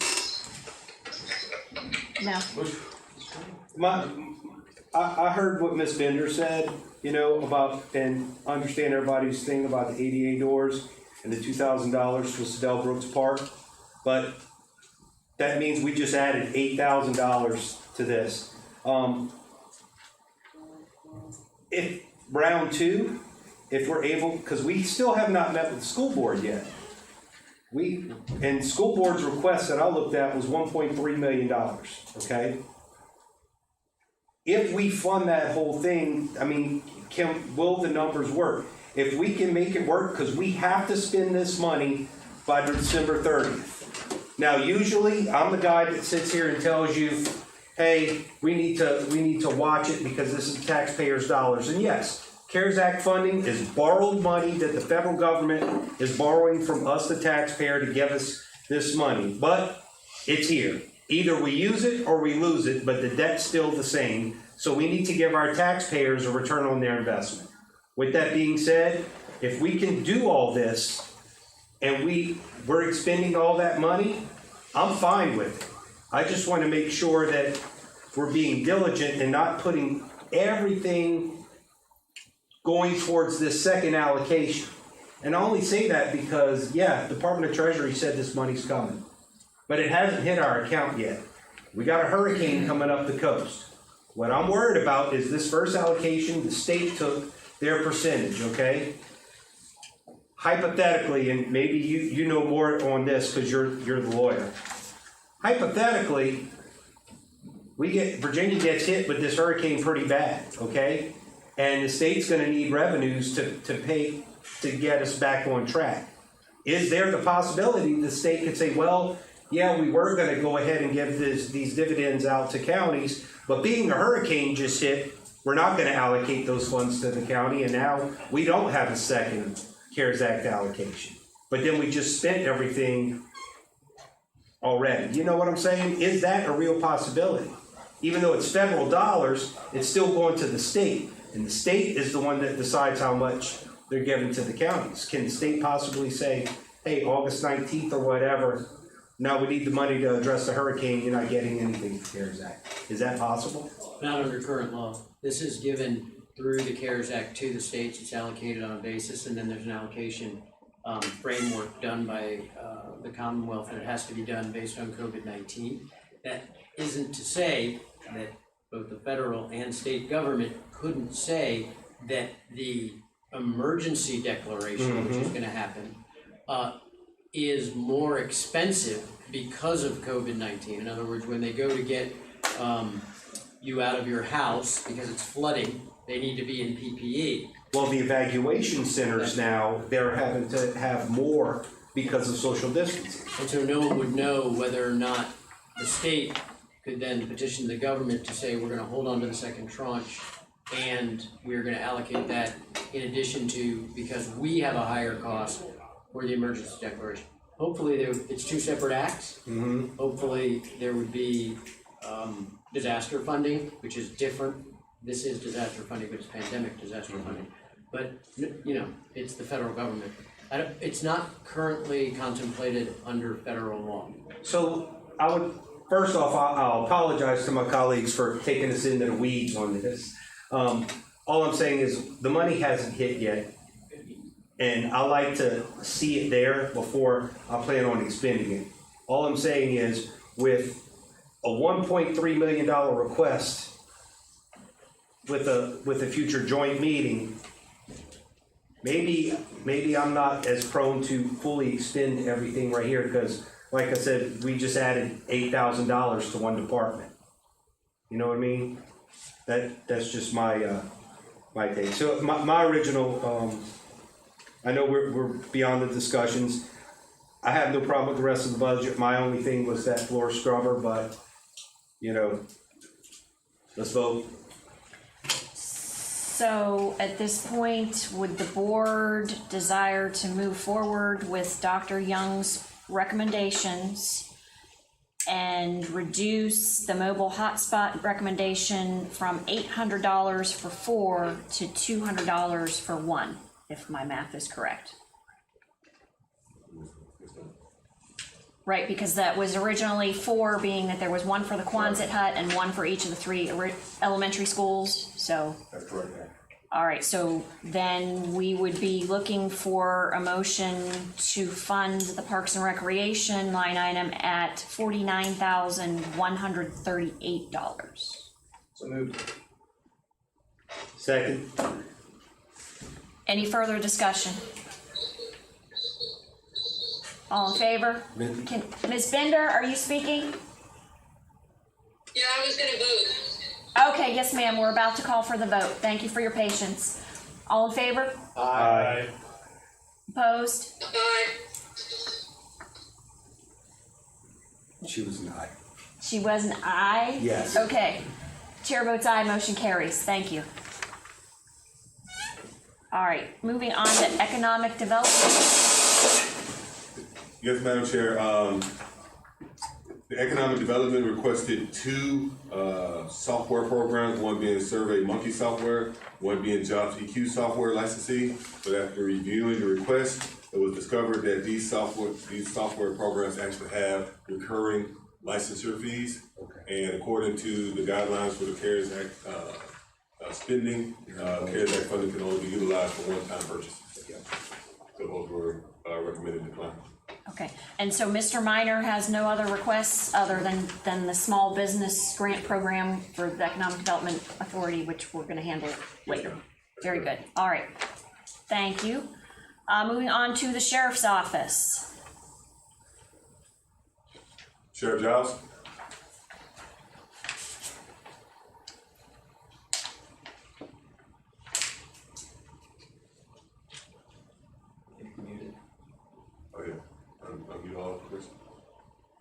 You should be able to talk. Can you talk, Sheriff?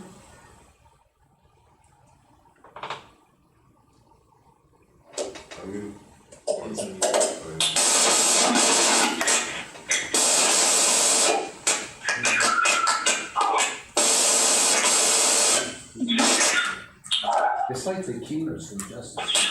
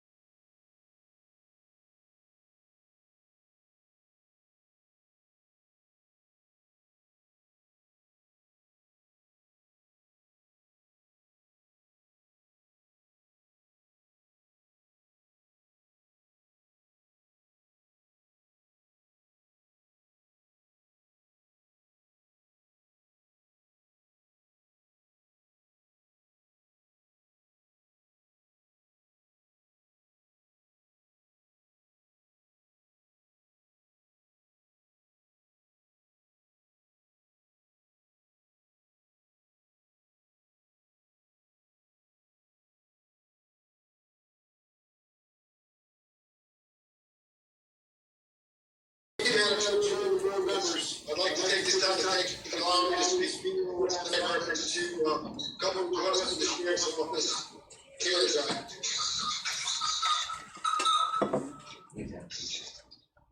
My first request would be for 2 portable radios. The portable radios that the deputies are carrying today are over 10 years old and can't be fixed when they stop working.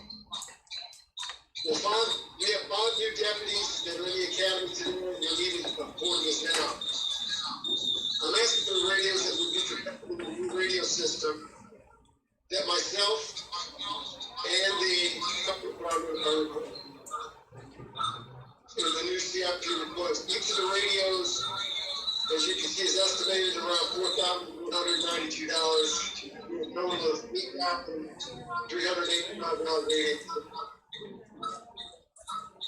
Do you have any questions in reference to that? Any questions for the sheriff regarding that request? Just a Hold on, Sheriff. Sheriff, Hold on, Sheriff. Mr. Granger has a question for you. I apologize, Sheriff, I didn't quite get the beginning. Did you say they're replacement radios because other ones have gone bad, or I didn't catch what motivation was for the purchase of the radios. Huh? New deputies. We're actually, this was to add to include additional, because we're gonna, in the CIP, requesting a new radio system, and we need that to be compatible, and the radios that we have now are not. And he's stressing that the importance of these radios are that they're actually compatible with the same radios that the Fire and Rescue Department utilizes. Right now, they still have a lot of radios that aren't compatible, and they're trying to build up their inventory of compatible radios so the Fire and Rescue and Sheriff's Office can operate on the same radio frequency. Okay.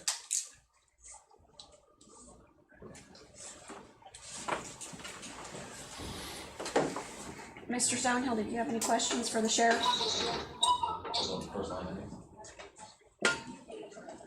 No. No? Okay. Mr. Bush? I'm good. I don't have any questions. Ms. Bender, do you have any questions for the sheriff about the portable radios?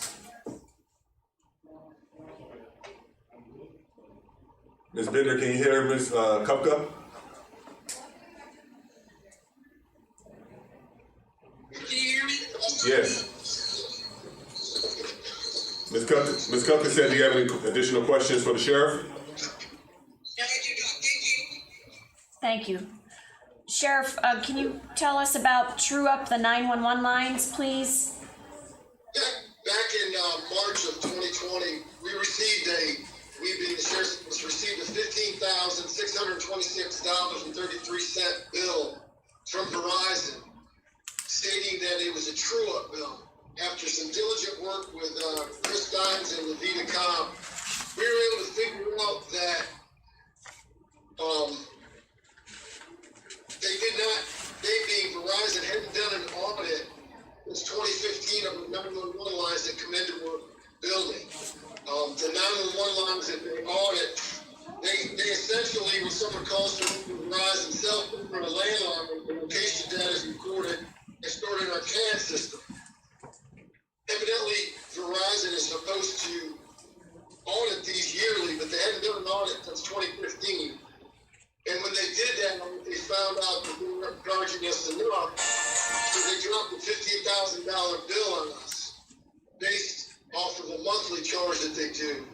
We were able to pay $7,000 of them in last year's budget cycle, but we still have $8,626 up there to pay.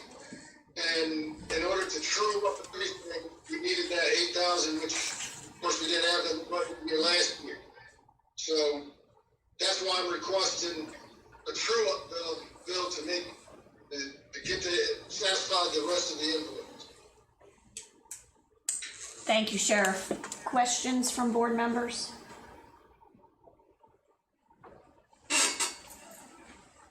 Mr. Granger, no. Mr. Stonehill? Nope. Mr. Bush? No, ma'am. Ms. Bender? Do you have a question about the true up? She said no. No? Thank you. I actually have a question about the true up. Mr. Britton, is this something that is an expense that we can capture under this? So, Given, I I'm am sorry. familiar with this. I spoke with Sheriff Giles, and I think Chris and Levita as well. As I understand it, it is as a result of a past escalation clause that they were not applying, so $100 a month per phone or whatever, and then the next year it's $103 and so on. It is unbudgeted, but if my concern is that it's as a result of paying a past bill from a previous year, but before the novel COVID-19, it's new, so it couldn't have even existed, that I'm not sure what the justification is that truing it up under CARES Act funds will then allow the sheriff to be, that's the, I guess the question as to whether or not that would pass audit muster, would allow the sheriff to then, I'm not sure, sir. If I may, Matt, but would you consider that it is an unbudgeted expense, which is one qualifier for the CARES Act spending? In addition, the CARES Act spending specifically states that funds can go towards emergency medical response expenses, including emergency medical transportation related to COVID-19, 911 center, or course, serves as our hub to the county's response to the pandemic. And therefore, seeing that it was the hub to the county's response to the pandemic, we deemed that a legitimate purchase request. In addition to the fact that understanding that it was passed, it was as a result of past billing, but it wasn't discovered and identified as a identified expense until this current fiscal year, and it fell within the March 2020 and December 2020 timeframe. Would you consider that legally justifiable? Well, I think the issue is, Madam Chair, that it is a past expense, and we're paying them now, and Dr. Young is right, it is an unbudgeted, unincurred expense, but that would be a justification that would say that if we were not to pay it now, we would not be able to meet our COVID-19 responsibilities, and that we just don't have it in any other portion of the budget. But I think it's a stretch. I think that going and paying a past due bill, for instance, if it had been from 7 years ago and the statute of limitations had run 5 years on a written contract, we wouldn't pay it at all. So, I mean, it legitimately is paying a retroactive bill that came forward. I think it meets one portion of the test and not the second portion. So I just don't feel that, me personally, I don't feel it qualifies, and I feel like everything you just stated supports my belief. So me personally, I am not for funding that request. Any other discussion? But if we don't, and the bill doesn't get paid, Then we have to find somewhere else We gotta make money. we have to find somewhere else to pay for it. I just don't think government can be in a position to say, well, if we don't pay our bills, then turn it off. I think if it's an obligation that we incurred, we gotta pay it, whether it's from this, and Ms. Kupka made some good points. If we can't legally do it, then I don't have a problem paying it. yeah, we But gotta find a way to we pay it. should not be paying it using this money. This pot of money. I don't feel right using this pot of money to pay that, knowing that that was incurred before March. Now, there is one way we can do it clean. If we're paying public safety salaries from CARES Act funding, because legally we can do that, that money goes back into the general fund. We can pay this $9,000 out of the general fund with the money we're using for that. I think that's a shell game. I don't think we should go down that road personally. I would say. Well, that's legal use by doing that. We can absolutely pay public, Understand what you're saying. public safety salaries. I'm inclined to agree with Ms. Kupka. Yeah. So, I'm sorry, is there any other discussion? No. I'd like to make a motion to approve the portable radios request from the Sheriff's Department in the total of $8,385. Second. Any further discussion? All those in favor? Aye. Opposed? Chair votes aye, motion carries. Thank you all. Thank you, Sheriff, very much for participating. Thank you, appreciate your time. All right, next item, fire and rescue. Chief Moody.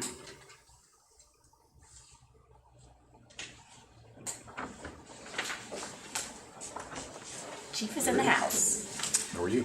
Outstanding. How are you, sir? Are we coming up here or are we going back there? Wherever. Where would you like me, Dr. Young? If you want to. Center stage? Right here. Center stage. You started me a little bit doing that. I was watching you on TV. And you Just don't call in. Yeah. The cube will get angry.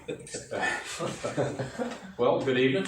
We have requested 6 items on the Coronavirus Relief Fund CARES Act. Obviously, there's no question that we are in the front line fight of the pandemic. Our responders are out every day responding to the public. And when the public calls 911 and they say they have a fever, they have shortness of breath, they have a cough, they have difficulty breathing, We're under an unprecedented time right now because we have to wear all the full ensemble of personal protective equipment. And that includes the N95 respirator, the medical gloves, the goggles, the body isolation gown. And once we're done with all that, we have to throw it all away. It's one-time, single use. We have been able to capitalize on a lot of our personal protective equipment years back when we were dealing with swine flu. And we saved on to that personal protective equipment, even though it had expired. And we did that with the understanding that at some point, sometime, we may have a potential pandemic. And lo and behold, now we're dealing with coronavirus. So we have, our planning in the past has aided us where we're not scrambling for personal protective equipment like some of our other departments within even our own very region.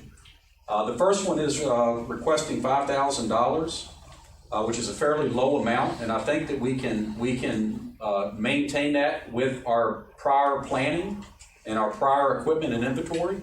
We have a very detailed equipment inventory of personal protective equipment, and we're looking at about a 6-month forward advancement in forecasting of personal protective equipment. We also, and I know it was mentioned earlier, we also are the gatehouse for other departments needing personal protective equipment. We've been working with the courts, making sure that their jurors and their staff. We've been working with the sheriff's office to ensure that their deputies are fully equipped. And so obviously it certainly be a direct justification for under coronavirus preparation and preparedness. Moving on, the next item is station alerting systems, and that was at $30,000. This station has a pretty good alerting system. Our Company 3 in Fairview Beach does not, and our Company 2 in Dahlgren does not. And we need to make that to bolster that system, make it more robust. Right now, and for years, they've been operating with essentially a pager that's alerted by the 911 Communications Center. And that needs to, that's something that the preparedness of coronavirus, which also bleeds into our day-to-day operations of just responding to everyday fire and rescue calls, needs to occur. The next item was spare SCBA cylinders. These are the self-contained breathing apparatus cylinders. They're $1,500 a piece, and this was for 12 of those cylinders. They have a shelf life of about 10 years. And so we typically budget this looking at phased-in replacements throughout years within our general operations budget. So we did not anticipate replacing 12 of them this year, but it would be something if we put that expenditure this year, we could save on it on future years. So they're again pretty pricey items. They are a respiratory protection item that would fall under the justification of the Coronavirus Relief Fund Act. And it's not beyond the realm of possibility of our responders having to use self-contained breathing apparatus if we got into a situation where we're dealing with, depending on people's homes, we've already been in a number of hoarder homes where the simple N95 face mask is just not enough. If we dealt with a situation with the mass casualty incident at where possibly like at a heritage hall or something of that nature, it's not beyond the realm of possibility we could be wearing SCBA to be providing our work in those buildings. The next one's a new ambulance. So every year, as you know, in the county's capital improvements program, we put in there an ambulance. And that's, we try to replace one about every 7 years. This year, we actually has skipped a year in the CIP request. So you're not going to see an ambulance in that CIP request. We've looked at the mechanical statuses of our ambulances, and I'm pretty proud to report that I think we're at a position where we can skip a year, but we can't skip 2 years.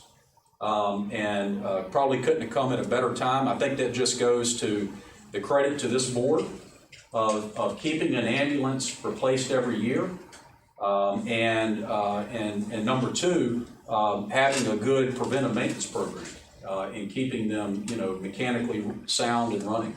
But that's to request one this year. If this was funded, I know it's not recommended to be, but if it was funded, I think that what we could do is skip that year, the following year, the CIP. So we would just push that gap over a year where we could skip a year next fiscal year within a CIP request for an ambulance. The next item is door locks, and I've actually got an updated price on this since this was due. This says $302,000. The updated price is around $225,000. And this really doesn't so much fall in our department, but back in the emergency preparedness and emergency planning, we actually received a grant years ago after 9/11 for all the access control locks at the courthouse, the administration building, and Company 1 and Company 2. So that was all purchased with a Department of Homeland Security program grant.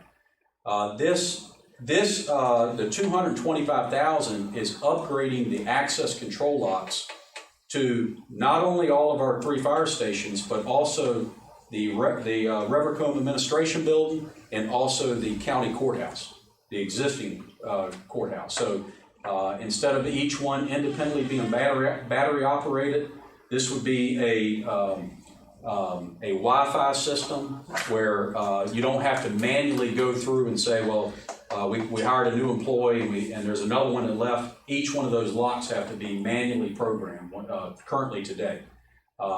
So it'd be more like a system that's currently in the sheriff's office where they can go in through with the Wi-Fi on a computer and take care of everybody's access control. And you can also, with live data, be able to see who's been in where.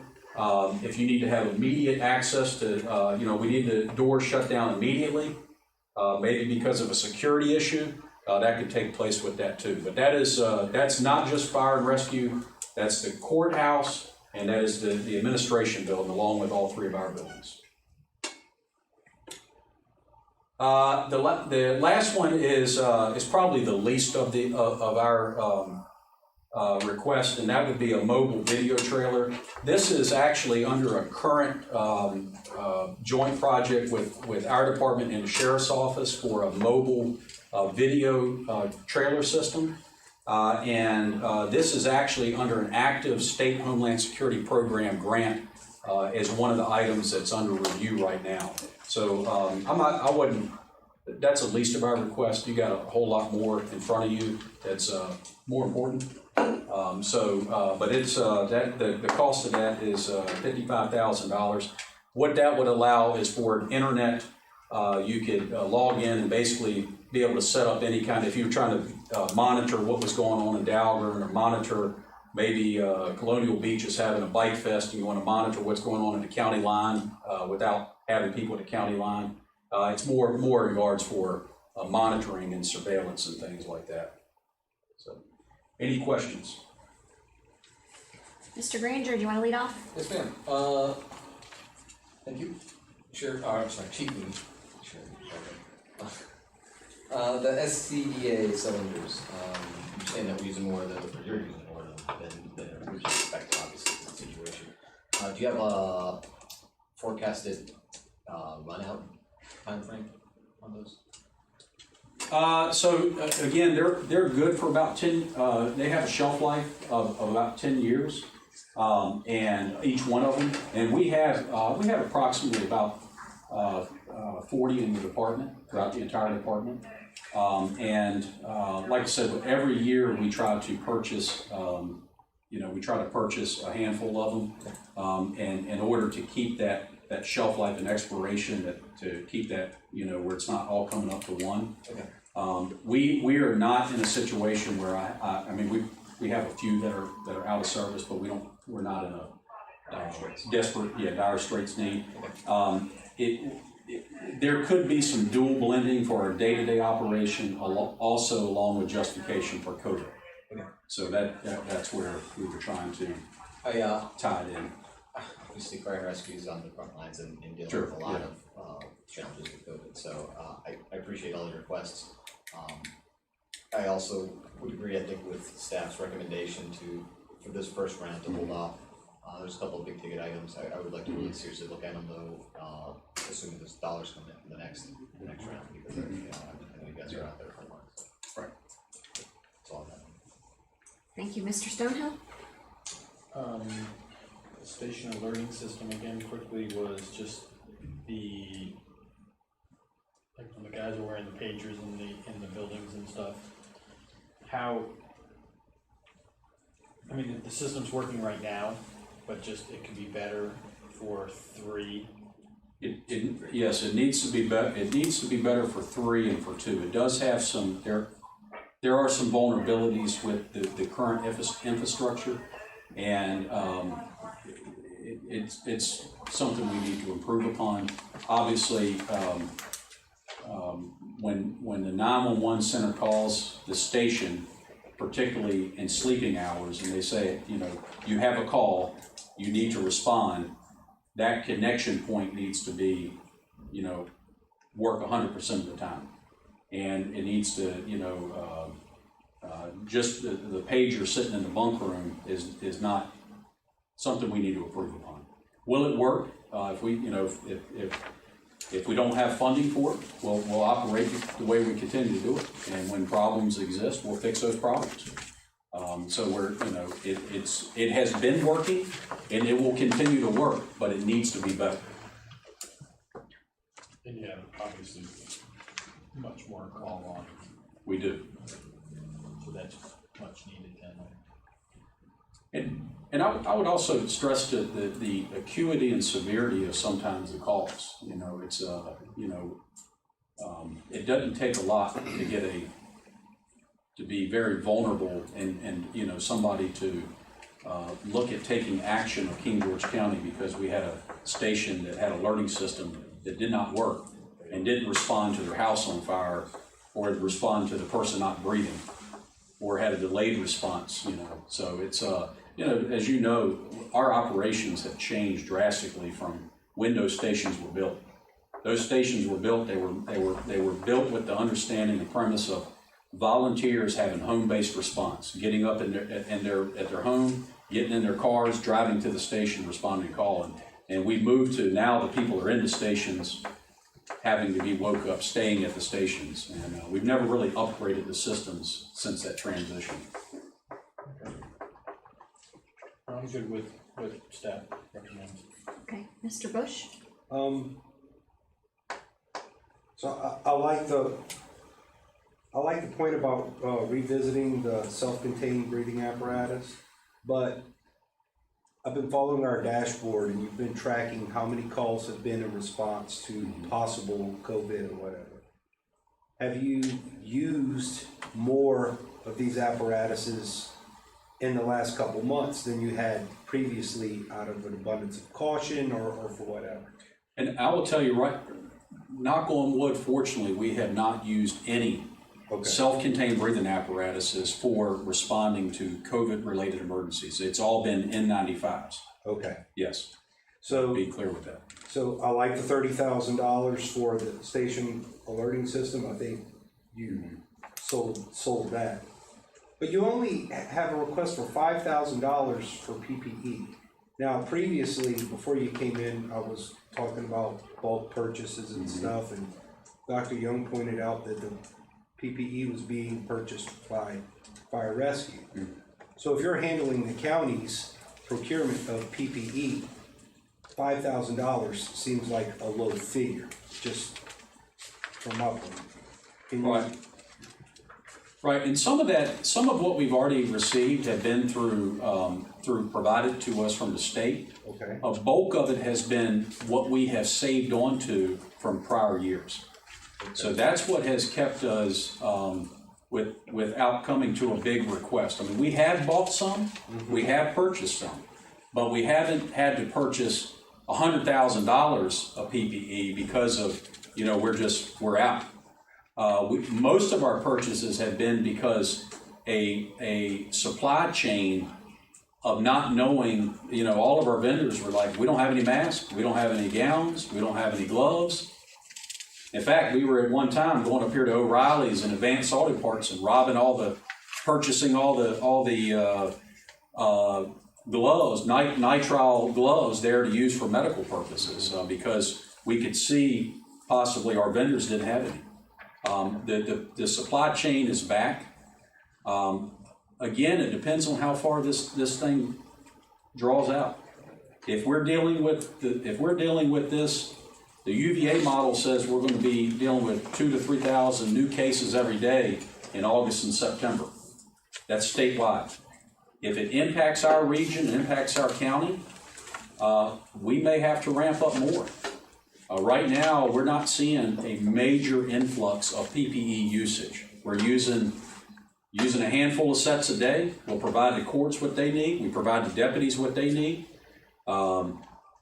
Cleaning supplies and all that is being handled through general properties. Okay. But right now, I think that's sufficient. I'd rather give you a real figure than give you, you know, I mean, we may need in 3, 4, 6 months, we may need more. Mm-hmm. But barring any changes in what we're seeing right now, I think we're fine with that request. All right, I'm satisfied. Thank you. Ms. Bender, do you have any questions for Chief Moody? Yes, I do. Chief Moody, when I was up in New York and New Jersey, they have a laptop supplies for supply plan. Do you think that laptops and isn't offered in that just in case the supply plan would come a little bit? Ms. Bender, can you hear me?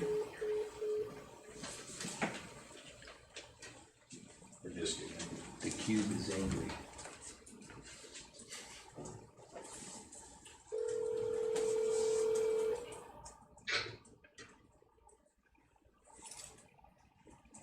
Ma'am? Ms. Bender? Can you hear me? Yes, ma'am. Can you repeat your question, ma'am? Connection there. Yeah, can you repeat your question? Chief Moody is prepared to respond. Did Chief Moody hear me? No, he didn't. My question is, I was in New Jersey and New York, and they had a shortage of some supplies, big supply chain up there. Do you see any anticipation of that here? And I had the same question as Mr. Bush with the $5,000 amount. Ms. Bender, can you hear me okay? I can hear you. So to answer your question, I did hear you, and it looks like that, you know, right now we're tracking this pretty closely. We feel that that's an adequate number for where we're at right this minute. If things, you know, not fully understanding where things are going to be, you know, 6 months from now, you know, if we're still seeing a major increase in COVID numbers and potential patients, we may have to come back and readdress that. But for right now, you know, as far as our department, I think we're good on that, and also supplying the other departments. Now, let me be clear. That doesn't include anything with the schools. And that is a good point. Thank you. That's a good point, Chief, because I didn't answer that portion of the question, Mr. Bush, regarding should the Fire Rescue Department serve as the hub for schools, PPE. I would think that it would be appropriate that schools request, maintain, and distro their own PPE sets. That way, you know, they're not dependent upon, you know, a county asset to meet an immediate need of the respective facilities. Yeah, and I don't have a problem with that at all. I'm just looking at purchasing power and what's more advantageous as far as buying it, you know? That's what I was like. I don't care if the schools maintain, I think they should. They'll know what their demand is for different buildings or whatever that we would. So they could actually keep their own inventory and keep us apprised of, well, we need to order more of this or whatever. But as far as purchasing power, I think it's advantageous if we work with them and leverage that. And one of the things we just recently acquired for the schools is like 180 infrared thermometers. You know, those are, you know, a couple $100 a piece. So it's you know, that's that's certainly a start. That's, that's gonna be a big ticket item, but those are gonna be going to the schools as a matter of preparedness and prevention of this as well, so. And yeah, that's a good point, Chief, because there has been cooperations with the counties and schools. They've been transparent behind the scenes. Like Chief said, we provided them thermometers in turn. Dr. Benson fielded a request from us when we experienced that shortage of cleaning supplies to keep ambulances clean. We're actually depending on the schools to provide us a portion of cleaning supplies to meet our ambulance needs while we're going through a shortage. So there is mutual cooperation. That's how it should work.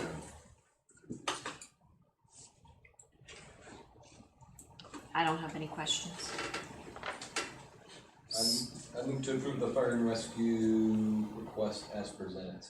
Second. Any further discussion? All in favor? Aye. Opposed? Chair votes aye, motion carries. Ms. Bender texted me, she's asked if it would be easier if she were to put her question in chat and have either Dr. Young or Mr. Dines read it. You think that's easier or sharing? Ms. Bender had texted me. It might, we would have it ahead of time. If she were to put her question in chat and have it read by either Mr. Dines or yourself. Yeah. Okay. Sure. And Ms. Kupta, Mr. Britton wanted to clarify, he would recommend that the motion be amended to recommend that the fire and rescue budget request be approved as presented by the county administrator. Apologies. I would like to amend the previous motion to detail that it's the county administrator's recommendation. Thank you. Second. Second. Thank you. Any further discussion? All in favor? Aye. Nay, I'm sorry. Any opposed? Chair votes aye, motion carries. I keep getting confused with the delay on this Bender. Okay, thank you, Madam Chair. I just want to make sure we weren't buying an ambulance. Yes, thank you. All right, Mr. Dines. Yes, ma'am. Good evening, members of the board. I have 18 items here, so we will pare that down drastically. The bottom 4 you see that were for the student library have already been done. I just included that here to capture all of the money that's been spent and what I was hoping to get. Talked to Dr. Young, and of course we all know with the experience we just had here tonight with our little speaker system, that the boardroom is of utmost importance so that our citizens can understand and hear more clearly all the goings on in business that you all do. The first item is the VoIP module. That will be a piece of equipment that's installed in our audiovisual rack, which is part of our new AV system. And that, since we now have a VoIP phone system, our citizens will be able to call a number that we will have, and then that's how they will participate in public comment.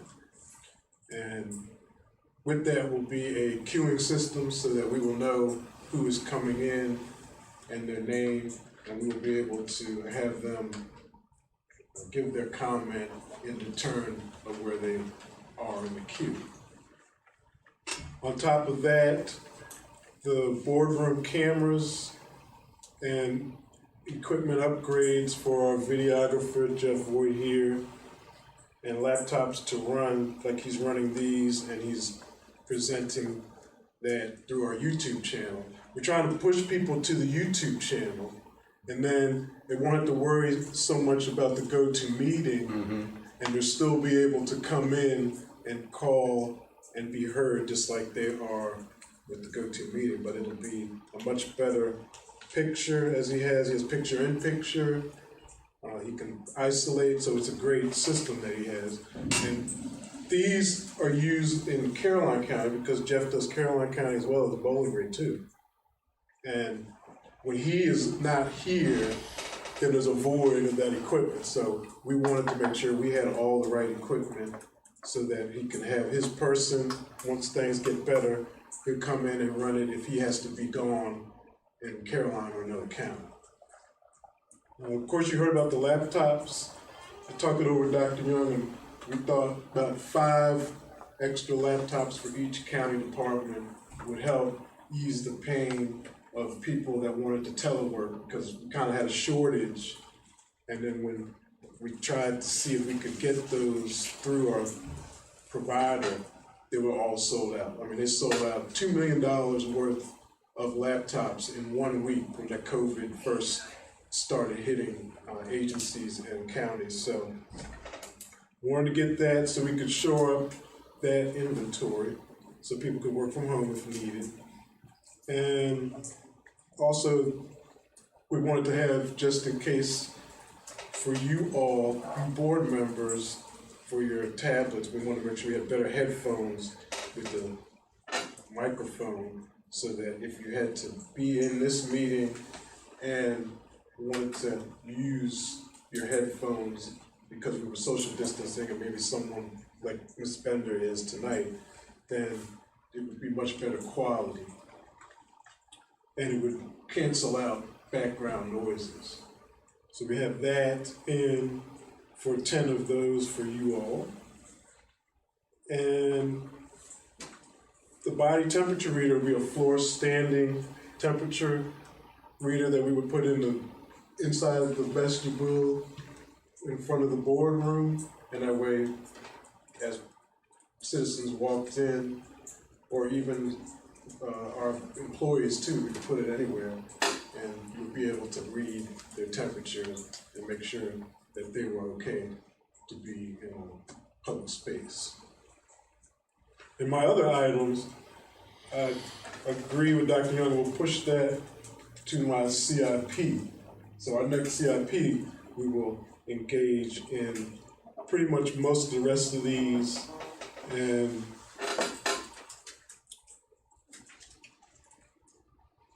maybe not the DocuSign software. I think we might have that handled with what Brad's community development office is going to have with his. So that's really all I had.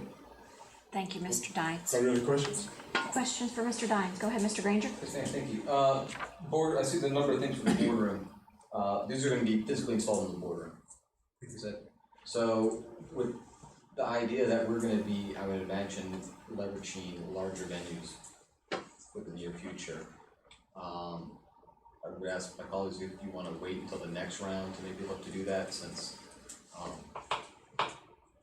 we might not be in the boardroom anytime real soon. So that's just a food for thought kind of thing. The microphones, you were saying these are just headphones for the headphones with the microphone. Okay. You know how we were using the ones you would normally use for a cell phone? Yes. And they had the microphone down on the lapel kind of, and it was hard for the public to hear, so I wanted something that would be more in line with their face as you talk. Okay. And so you're saying that's for the board members or for staff, or? For the board members, yes. Okay.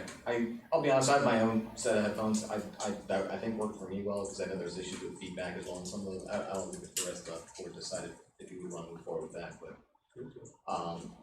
personally I'm amenable. I can make it work, and it's $1,200. I know it's not a huge amount, but I don't need it. Me either. If I may, sir, Thank you, Dr. Young. Can I make a point though? Yes, ma'am. Are they things that could not also be used by the planning commission? Because there are 10 planning commission members, and we're acting like we're the only 5 people who would need them. Fantastic question. That's why I was asking if it was for the board. If it is for in general use, that's. Because we're talking, they use our boardroom or the high school for their meetings, the school board uses them too, so I don't think we can get tunnel vision and think just about the 5 of us. We need to think about all of the boards and commissions that use our room and our equipment and might have the need that can't or should not have to supply for themselves, even though some of us are willing to do so. Fair point. I guess my question was, is it just for the board? And I thought I heard that you said it was. Was I mistaken in that?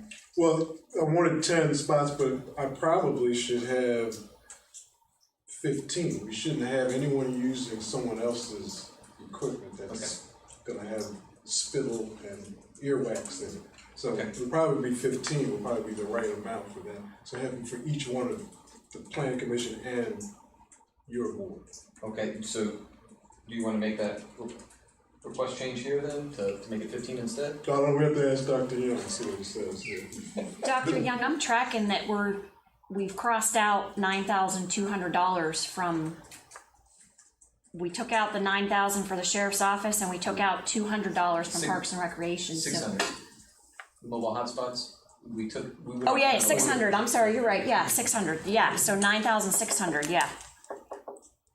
If you wanna move it up, yeah, I absolutely agree with Ms. Cutler's point about the planning commission. I don't expect the rest of the board to say, hey, I'm gonna supply my own, so I'm not opposed to having them on there. I was just speaking from my personal perspective. I'm okay with that, but if we wanna get them, to make sure everyone has them. Can we add 5 more to that, sir? Yes, ma'am, and you were spot on, that's our thought process. It was supposed to be, they're used, and then they're returned back to IT, sanitized, and then they're provided to the next commission or EDA. That's why it was 10, but I think that 15 would be definitely more appropriate in case one breaks, or in case, something gets lost. So, yeah, I think that we can definitely accommodate increasing that to 15 versus 10. Sounds good. Anything else, Mr. Green? Mr. Dines, the last 4 you said had to do with the student library. So is this like reimbursements for dealing with things that had to deal with the shutdown from coronavirus? Yes, this was the first wave. The library, as you know, has been operating pretty much all the way through this whole thing. And so they're always forward thinking in how they can serve the citizens. So they knew they wanted to have a wireless access point that if we couldn't mount it on the building, we wanted to get one that would spread out to the parking lot. And actually in my COP, I'm gonna have some for other offices as well that would be able to be outside permanently. Because we kind of want to face the library where the big parking lot is. Ours right now is in the parking lot that kind of leads up to the front of the library, and there aren't as many spots there, but the ones in the back, there's probably 40 or 50 spots. And if kids needed to come and do some work there, we're gonna have it so that they can do the work there if they can't get into the library. Because the library will be open and they will space everyone like they've been doing, but to have even more, they can sit in their cars, it'd be good to have. Tracking, I just want to make sure I understood that. I appreciate it, thank you. That's all I had. So like I said, if the board just wanted to entertain the idea of maybe holding off on the board and doing installation portions, but if someone has a different opinion, please put it in. Can I answer that? Yes, sir, Mr. Dines, I'm sorry, yes, if you have some, please feel free to defend your request. We could probably hold off on the VoIP module because we're not gonna be in that room. But I would like to get this equipment so that we can make sure that, like the last planning commission, we had it running where we were hooked into the school sound system. So we were able to connect directly into that from in the booth, inside the booth. And so it really worked well. This is all portable. Yeah. Because this can travel. This can travel. Whether, it doesn't have to be just exclusive. But like you said, the VoIP module is That's the only piece I want to be installed. Right. Okay. So we could go with the other 3, and that would be good as far as. Thank you, I appreciate that clarification. You're welcome. I rescind my request into the board to take that off. Anything else, Mr. Granger? No, ma'am, I'm sorry, I'm good. Thank you. Mr. Stonehill? I think I'm pretty good with all that. I agree with Mr. Granger about, anything that's hardwired into the boardroom, we could probably hold off on. But that stuff that's mobile, that's gonna go with us to whatever venue we're at. I think, yeah, definitely we can go with that. And I think everything else is good. I don't have any more questions. They were all answered. Thank you, Mr. Bush. I have some questions. You mentioned earlier 5 additional laptops per department. Did I hear that right?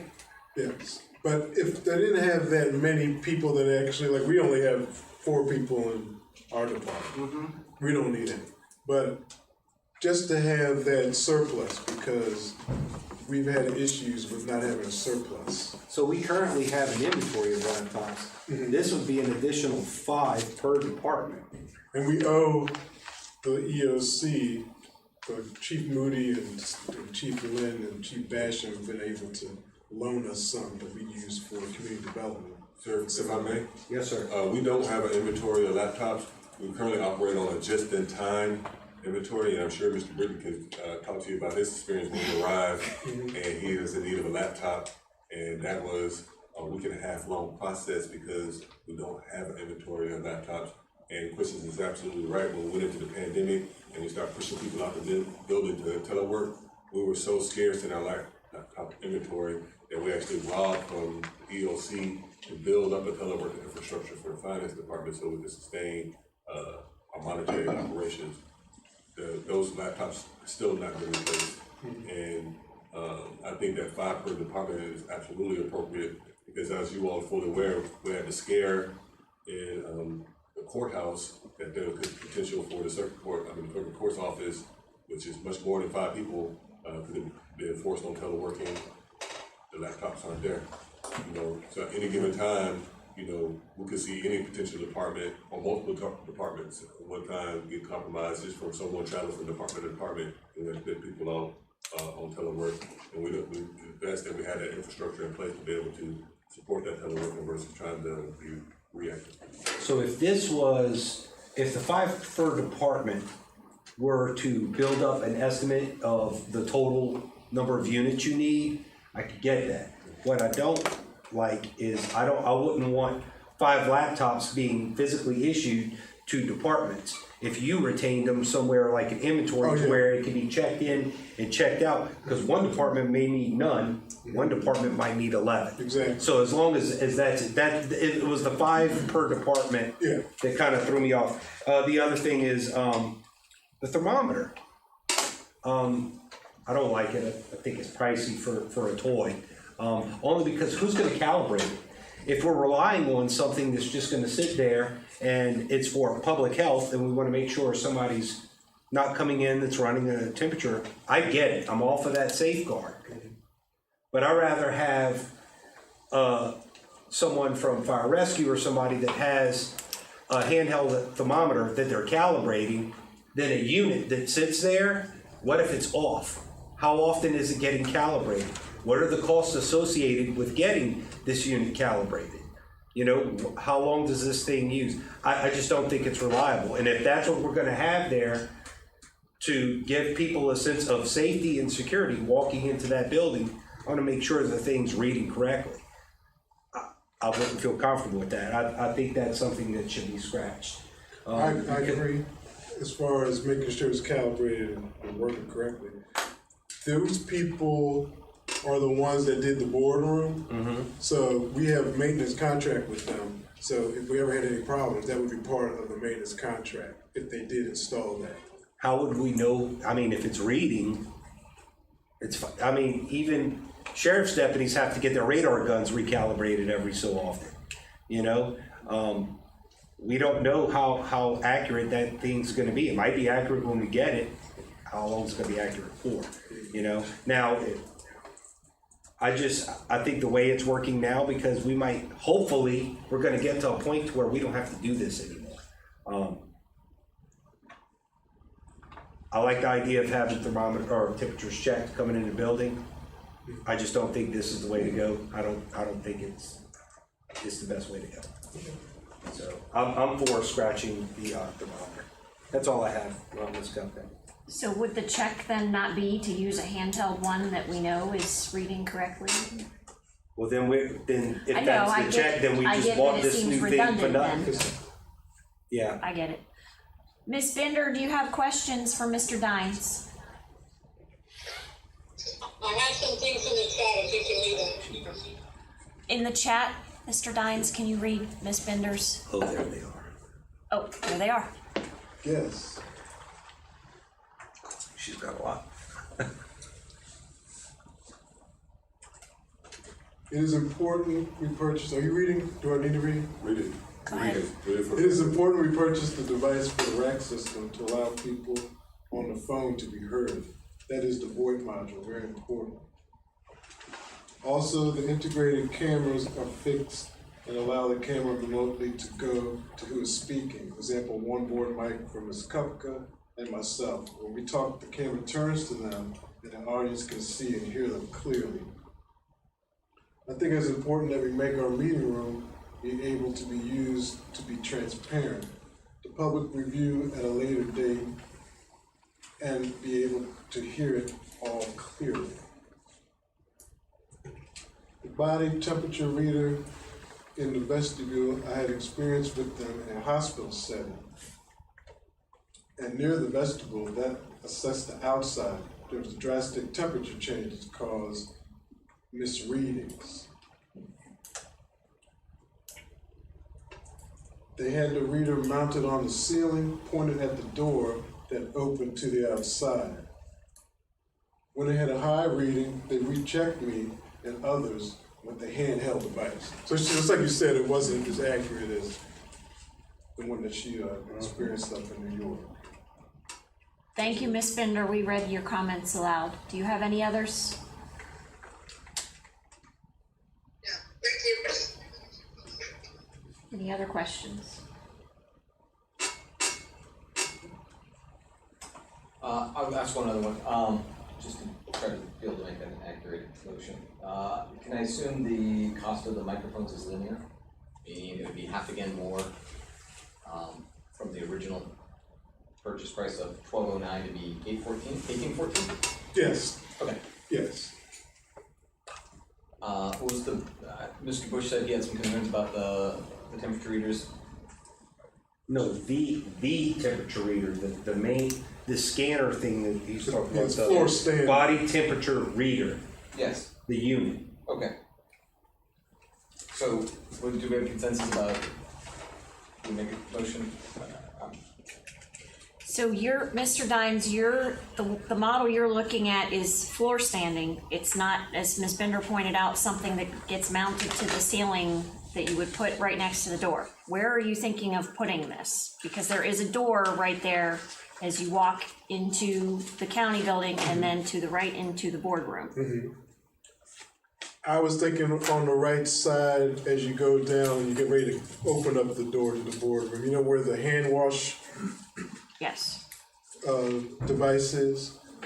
It's a little away from the door, the draft of the door. But when you open the door to the boardroom, okay, you open the door, the end of that door is right by the glass for the door to go outside. It's not that much of an area. That foyer, vestibule, whatever you want to call it, is very susceptible to temperature change when that door gets open. That's true.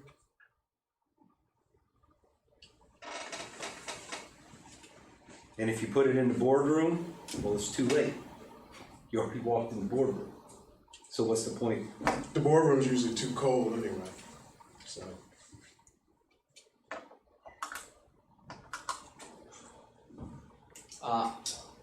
I think it's $5,000 for a toy. I don't know if I'd say it's that, but I can appreciate the concern. Maybe we should hold off and think about it for the next round if we want to move forward with it.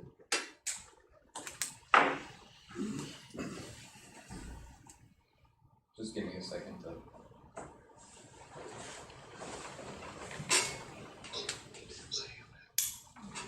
Mr. Dines. Okay.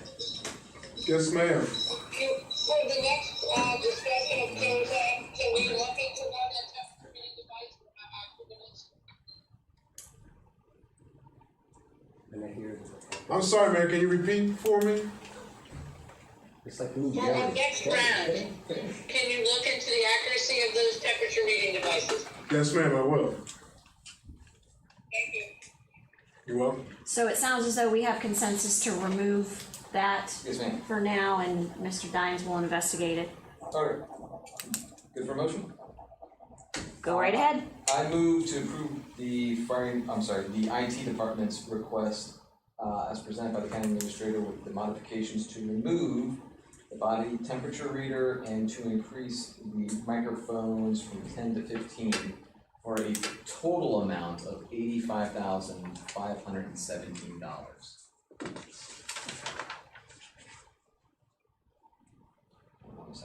Is there a second?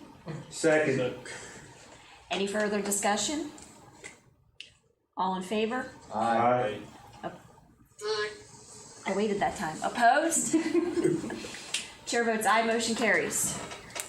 All right, moving on to, thank you, Mr. Dines, very much. Thank you, ma'am. Thank you, board. The library, is Ms. Tenney on the line? Yes, she has been.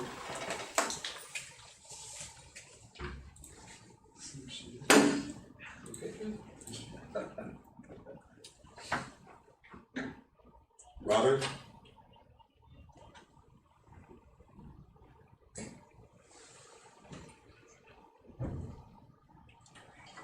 I can't see Chris, is she on? She's on and she's unmuted. I'll give her a call.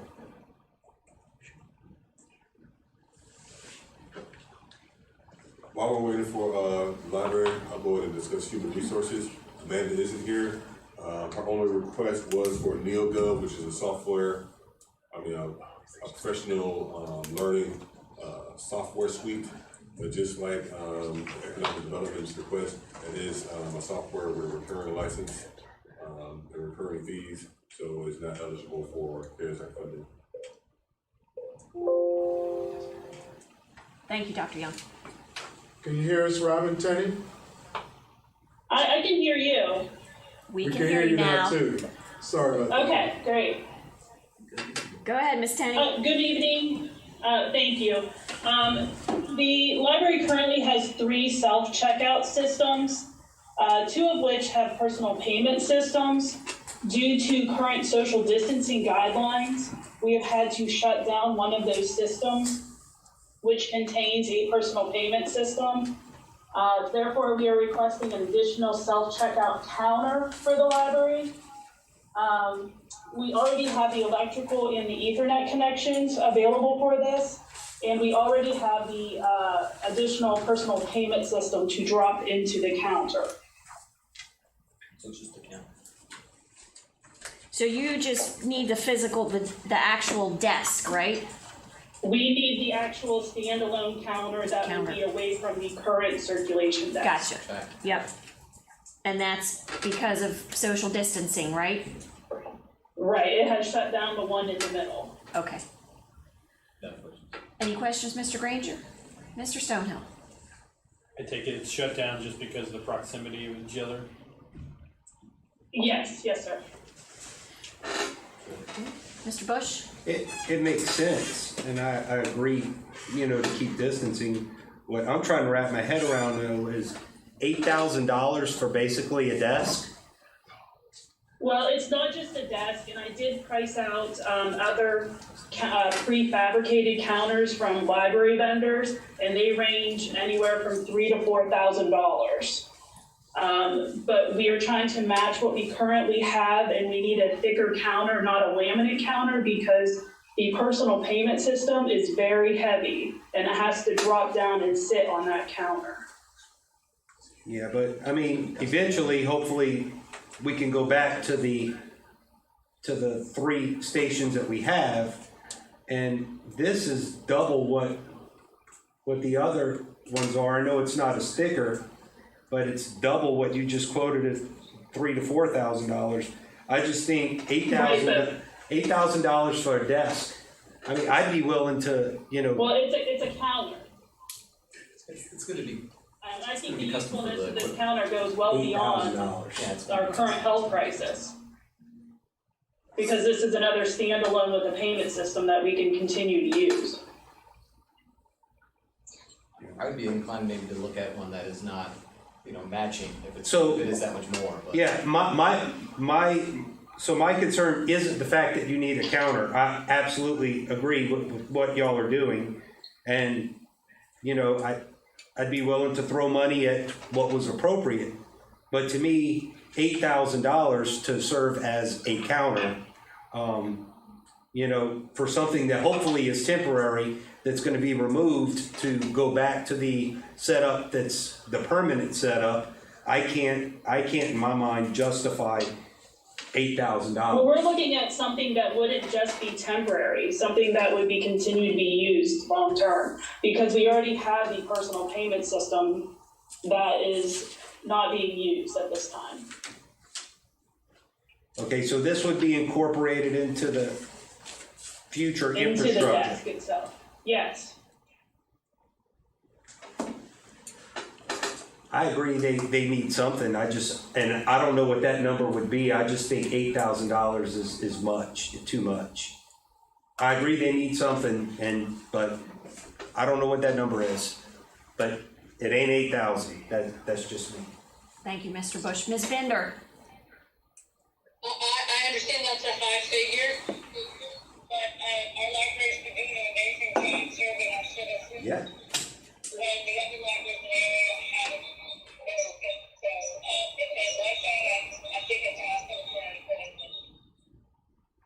Anything else, Ms. Bender? No, that's it. Thank you, ma'am. Front page of the newspaper. Our Smoot Library never missed a beat. Oh, they're I'm awesome. I'm all for it.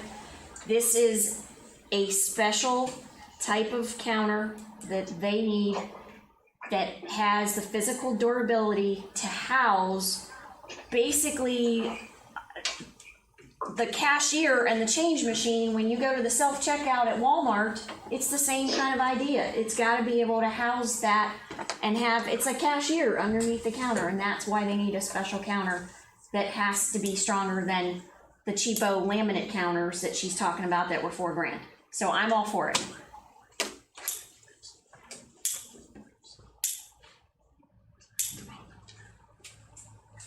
We can vote. There's 5 of us. Is there a motion? I move to approve the library's request as presented by the county administrator. Second. Any further discussion? All in favor? Aye. Aye. Aye. Opposed? Nay. Chair votes aye, motion carries. Right, thank you very much for your time. Thank you for your time, Ms. Tenney. So then we're skipping HR. Is Dr. Benson on the line only to speak of the MiFi boxes? That's correct, ma'am. Thank you, sir. Mr. Dines, could you pull up Dr. Benson, please? Yes, ma'am. I'm here. Go ahead, Dr. Benson, with your request. Hello, Ms. Kupka. Hello, all. I'm here. Can you hear me? Yes, sir. Yes, we can. What can you tell us about your MiFi request? The MiFis are to, well, it was talked about earlier. I don't know how much you want me to go into it, but essentially, the MiFis will help us with families who do not have access to broadband to connect to the instructional delivery that we're going to be offering, at least for the first 9 weeks, to all students. So we did, we kind of waited. There was a negotiation ongoing that we were made aware of through the Virginia Department of Ed. And so we're very pleased that they negotiated the availability of MiFis that have unlimited data. So there's no throttling that we're aware of, and it should be a good product. We do recognize that there could be instances where we'll have to troubleshoot further, perhaps offer on an appointment basis, an opportunity for some families to utilize existing access that we have at our schools.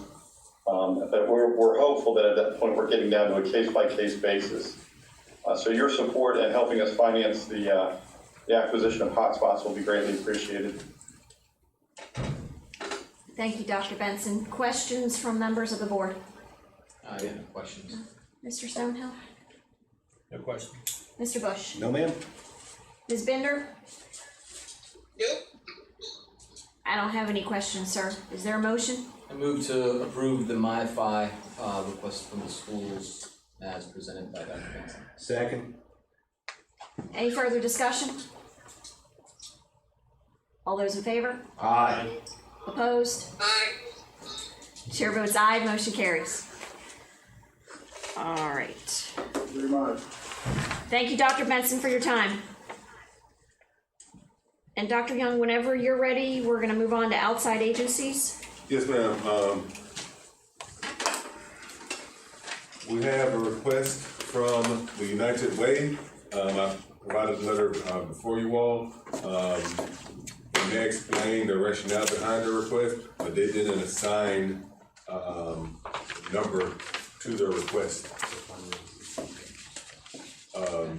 But reviewing the request and working with United Way, I recommended a decline. What were they requesting for exactly? What kind of activity? To address Alice, people that have been designated as Alice as limited income citizens in King George and throughout the region. But they didn't provide any. Yeah. unless they would be willing to bring us a firm proposal and articulate to us how many King George households they have in fact supported during the current crisis, I don't know that we can really honor a request at this time.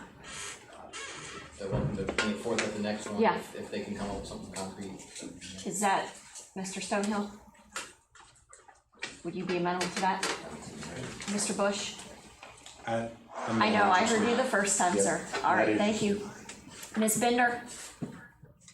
I agree that I also want to bring out, as a person who's on the Rappahannock area agency on aging, the United Way through their Alice program won't allow the area on aging to participate, and so I'm not really interested in the members of all of us.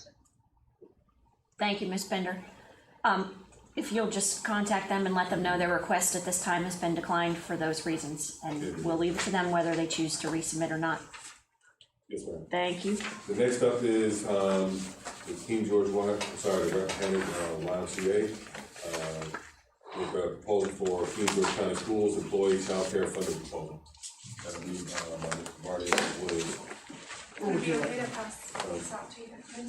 This just has the program details. You did get the monthly, but this gives more detail into the program. Good to see you. There you go. Glad to see you back in the county. Stuck with those King George colors. Thank you, Thank you. Dr. Young, could you send me that presentation? I have another. Yes, yes, ma'am. Thank you. There's two.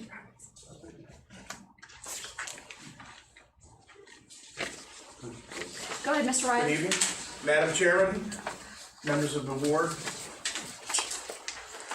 County Administrator Neiman, thank you for the opportunity to be here. My name is Barney Riley. I serve as the CEO for the Rappahannock Area YMCA. And we're here tonight to humbly request consideration for funding for the fully virtual phase of the school opening this year, which is be 9 weeks.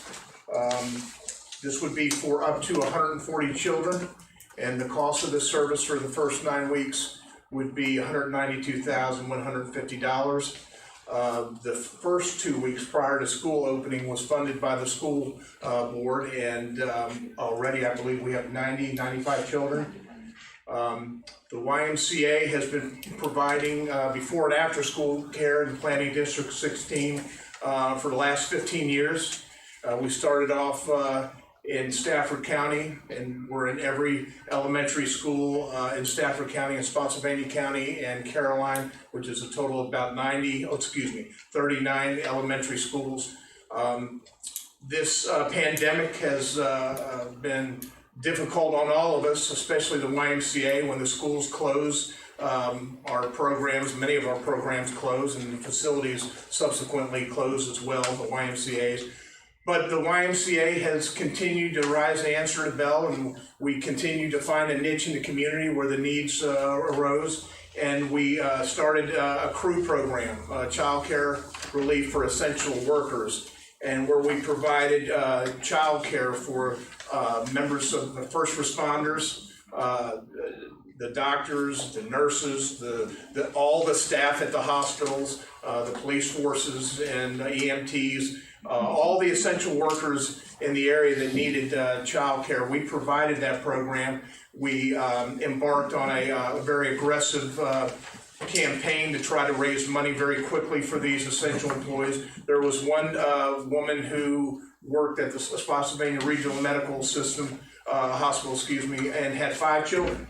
And she had no other alternative, and we took care of her family, her 5 children, and we were able to provide this service at no cost to these employees. And so they obviously were very grateful, and but as it's continued to evolve, so the YMCA is trying to continue to provide these services. So we humbly request that you all consider taking care of our teachers. Our personal family has a long history. My wife was a 30-year instructor, a teacher, and she started her first 7 or 8 years was right here in King George at King George Middle School.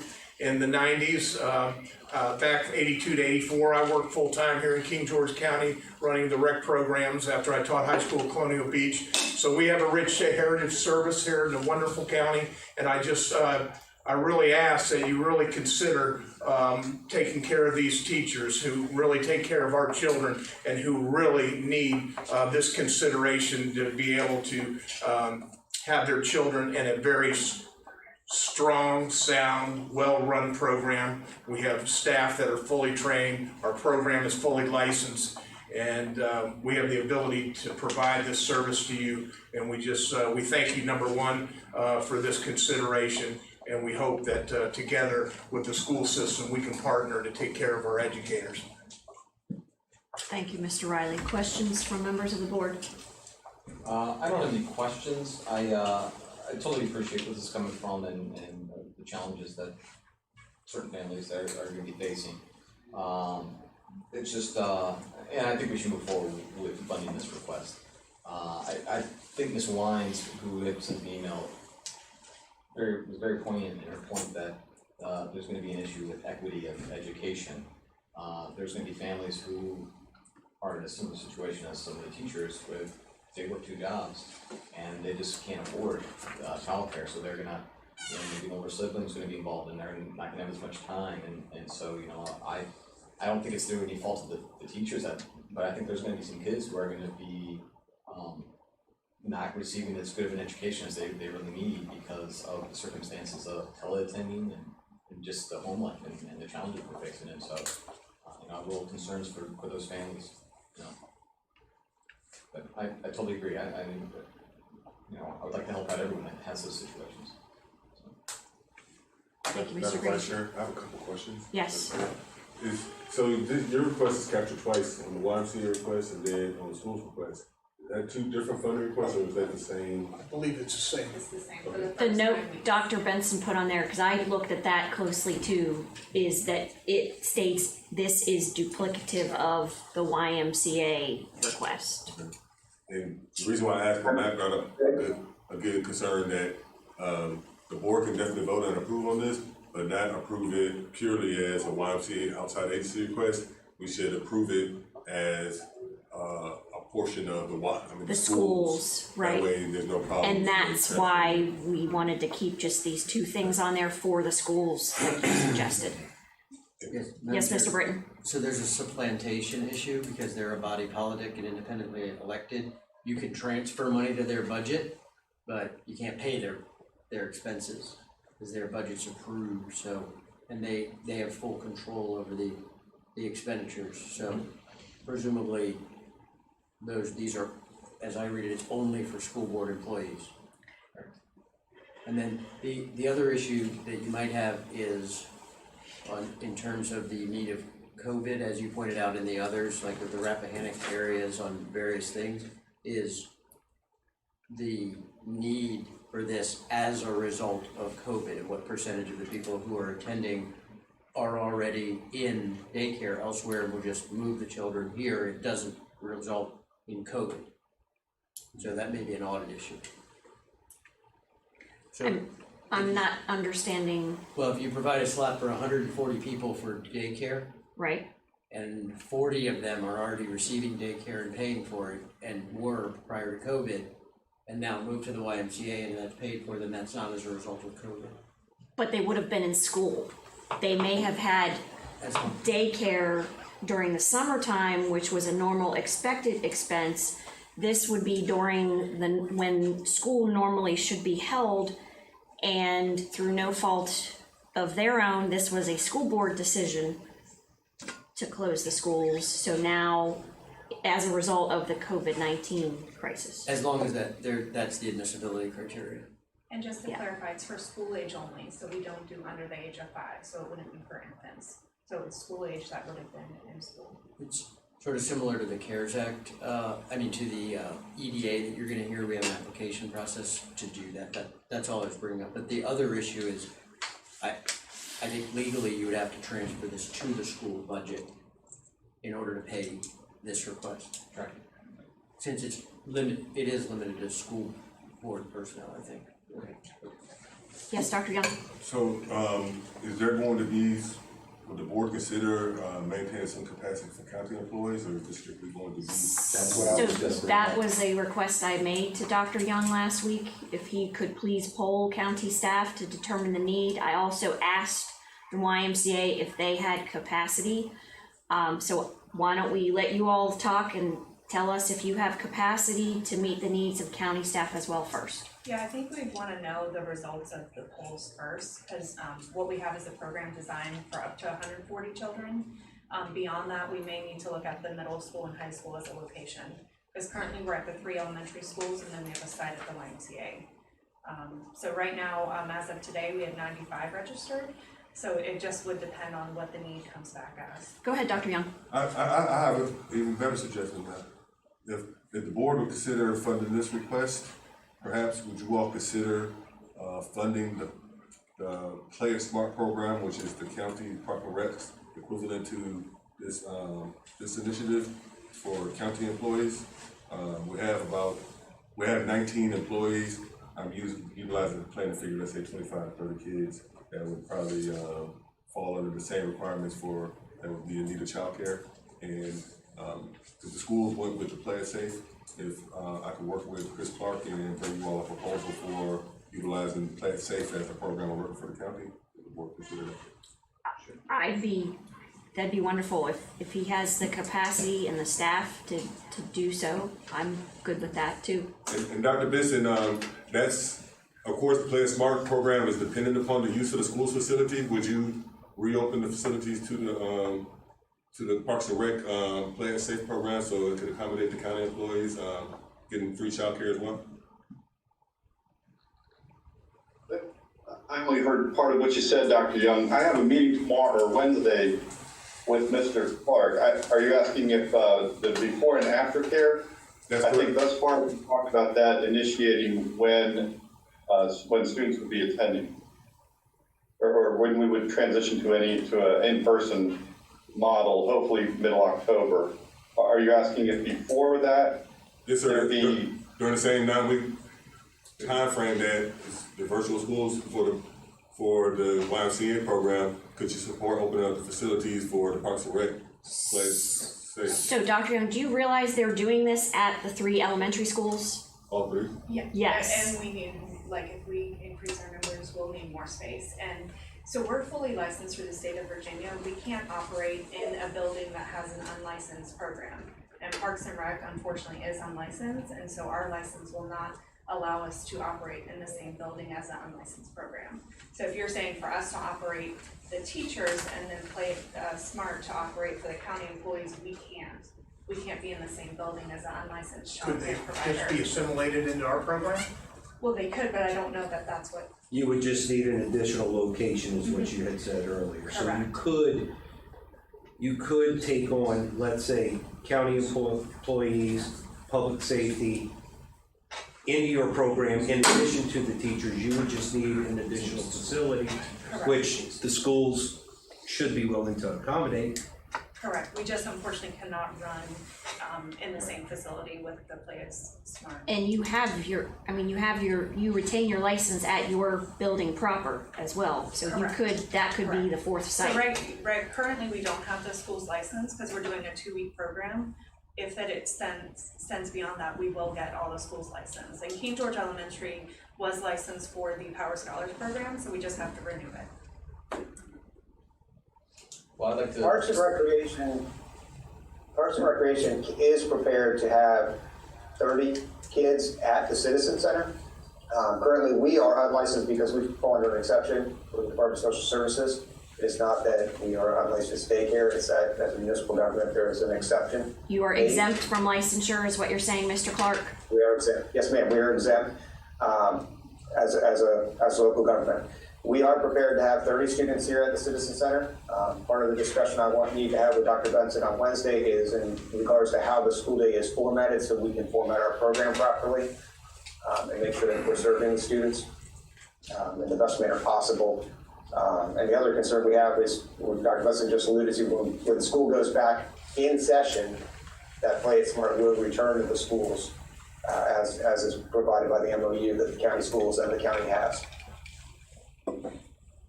Thank you, Mr. Clark, very much for clarifying. So then I guess the request is if the board would consider, free childcare not to exceed 30 students or the Play It Safe, program for county employees. Yes. Yes. Yes? Yes. Yes? Well, we have, what if we have more than 30? Capacity, just like capacity with county employees. But I don't anticipate it being, that much over 30 because again, we did the survey, and in return with 19 employees identified. Was that just county employees or was that public safety and sheriff's office as well?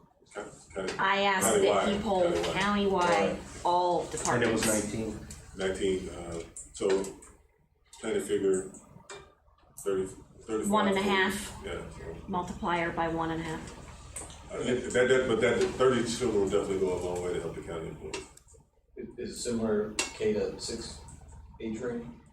Chris, what is the age range for Play It Safe? Play It Smart.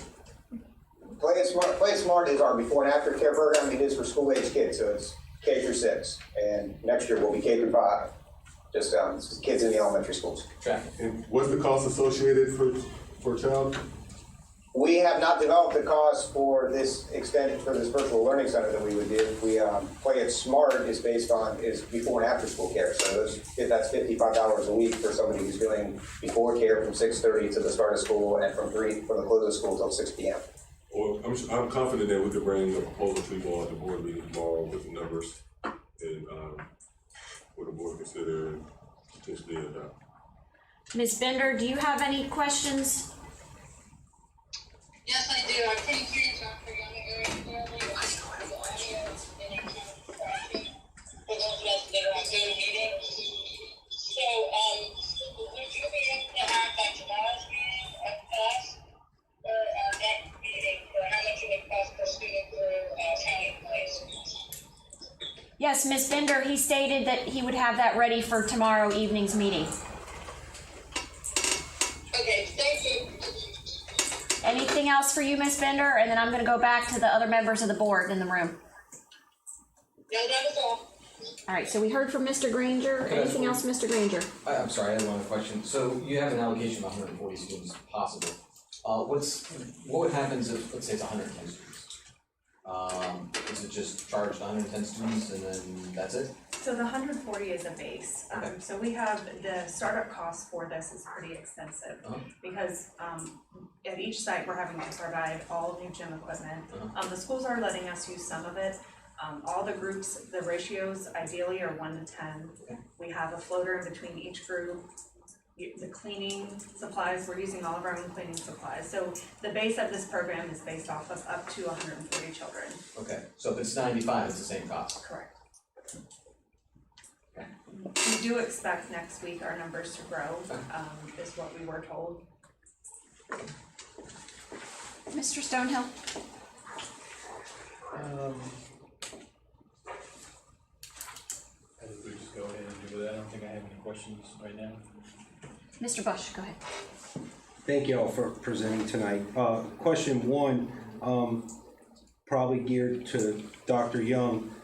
So this request is coming to us from our CARES Act funding. Can you tell me, did the schools utilize any of their $336,000 CARES Act funding towards this or anything else? Have they used their CARES Act funding? Dr. Benson is online. All right, well, if Dr. Benson can speak to that.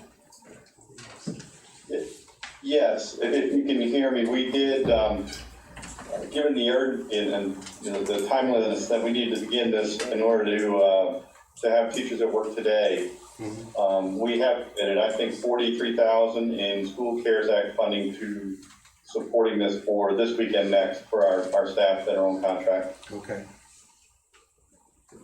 So you've already expended $43,000 directly towards this program. That's correct. That's for this week and next, and I believe the WISE proposal is for the first 9 weeks of actual instruction beginning August 17th. And I think that's a good point. Is to we all hope that from middle of October we can transition back to the hybrid model for those students who elect to do so.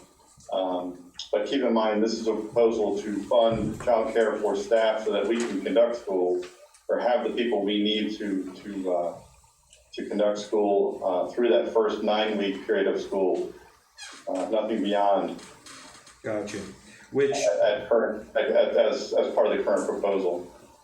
Which brings up a concern. If this is for the first 9 weeks, when October rolls around, if schools do not open, then we would have teachers and county employees who have their kids in this daycare program.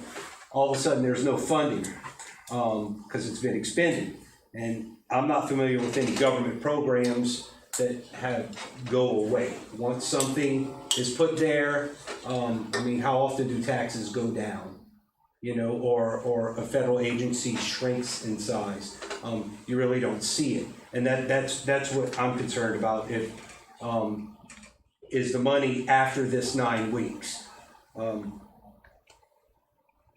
As far as it being equitable, I like the fact that we polled county employees. I would not be in a position where I could support something that was just for school teachers, daycare, and my county employees, don't get anything. Already, I'm concerned about the families in King George, and it was acknowledged tonight by some of the speakers that have been having to work during this and continue to do so, and they are facing the same issues that our teachers are going to be facing, and there's nothing we can do for them.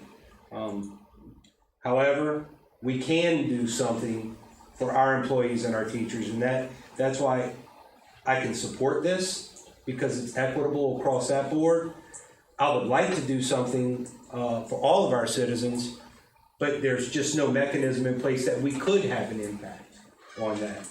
With that said, I would like to bring a lot of caution to after this 9 weeks, what happens if schools don't open? That's a lot of money. And if it continues through the whole academic year and we're able to find money, well, what happens next year when we don't provide daycare? I'm just saying, it's something to really consider. Once you start a program, it doesn't go away. So at this point, I could support an equitable program for our school employees and for our county employees for this 9-week period. And Dr. Benson, thank you for providing clarity that the schools did in fact put some of their CARES Act funding towards this program as well. I greatly appreciate that. That's all I have, Ms. Cutler. Thank you, Mr. Bush. You're welcome.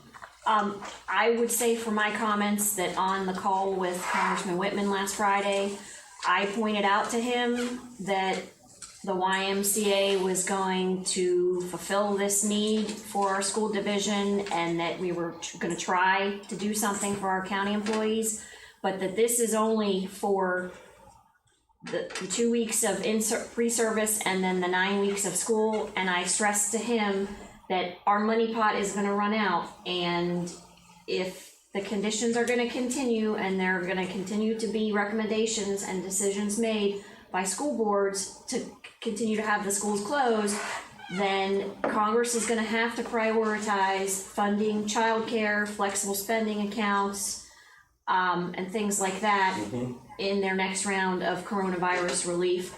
And several other Board of Supervisor members on the call with me also stressed the fact that perhaps they should consider making that money another direct allocation to school boards and take us out of some of the middleman role that we've been placed in tonight. Because honestly, no offense to the school board, no offense to you, Dr. Benson, but we are having to react based on decisions that the school board made, and we support you, we support our community, but it does put a strain on our resources, and it's another hoop that we have to go through to get you the money. So it sounded like there was a good deal of support, at least in the first district, to do the next allocation as far as the school goes directly to the schools. So that's what I would say.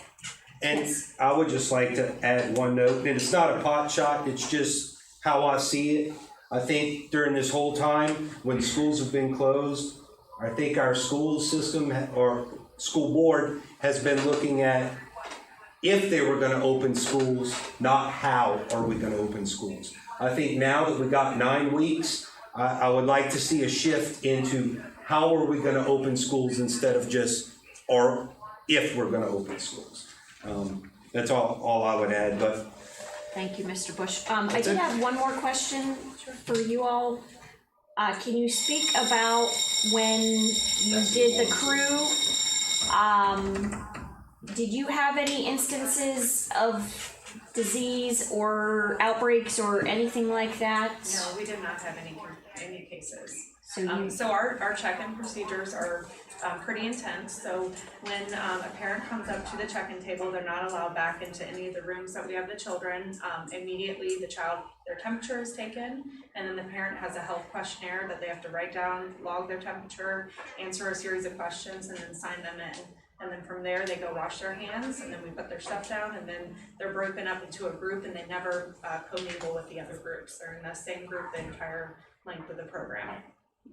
And so right now we have siblings together to make it an easier transition, but we did plan once we start the actual instructional phase on August 17th, if we do, that we will break it up by age range to help, because we do plan on having instructional time for them, an hour in the morning and an hour in the afternoon, once we kind of find out exactly if it's going to be live or all self-paced.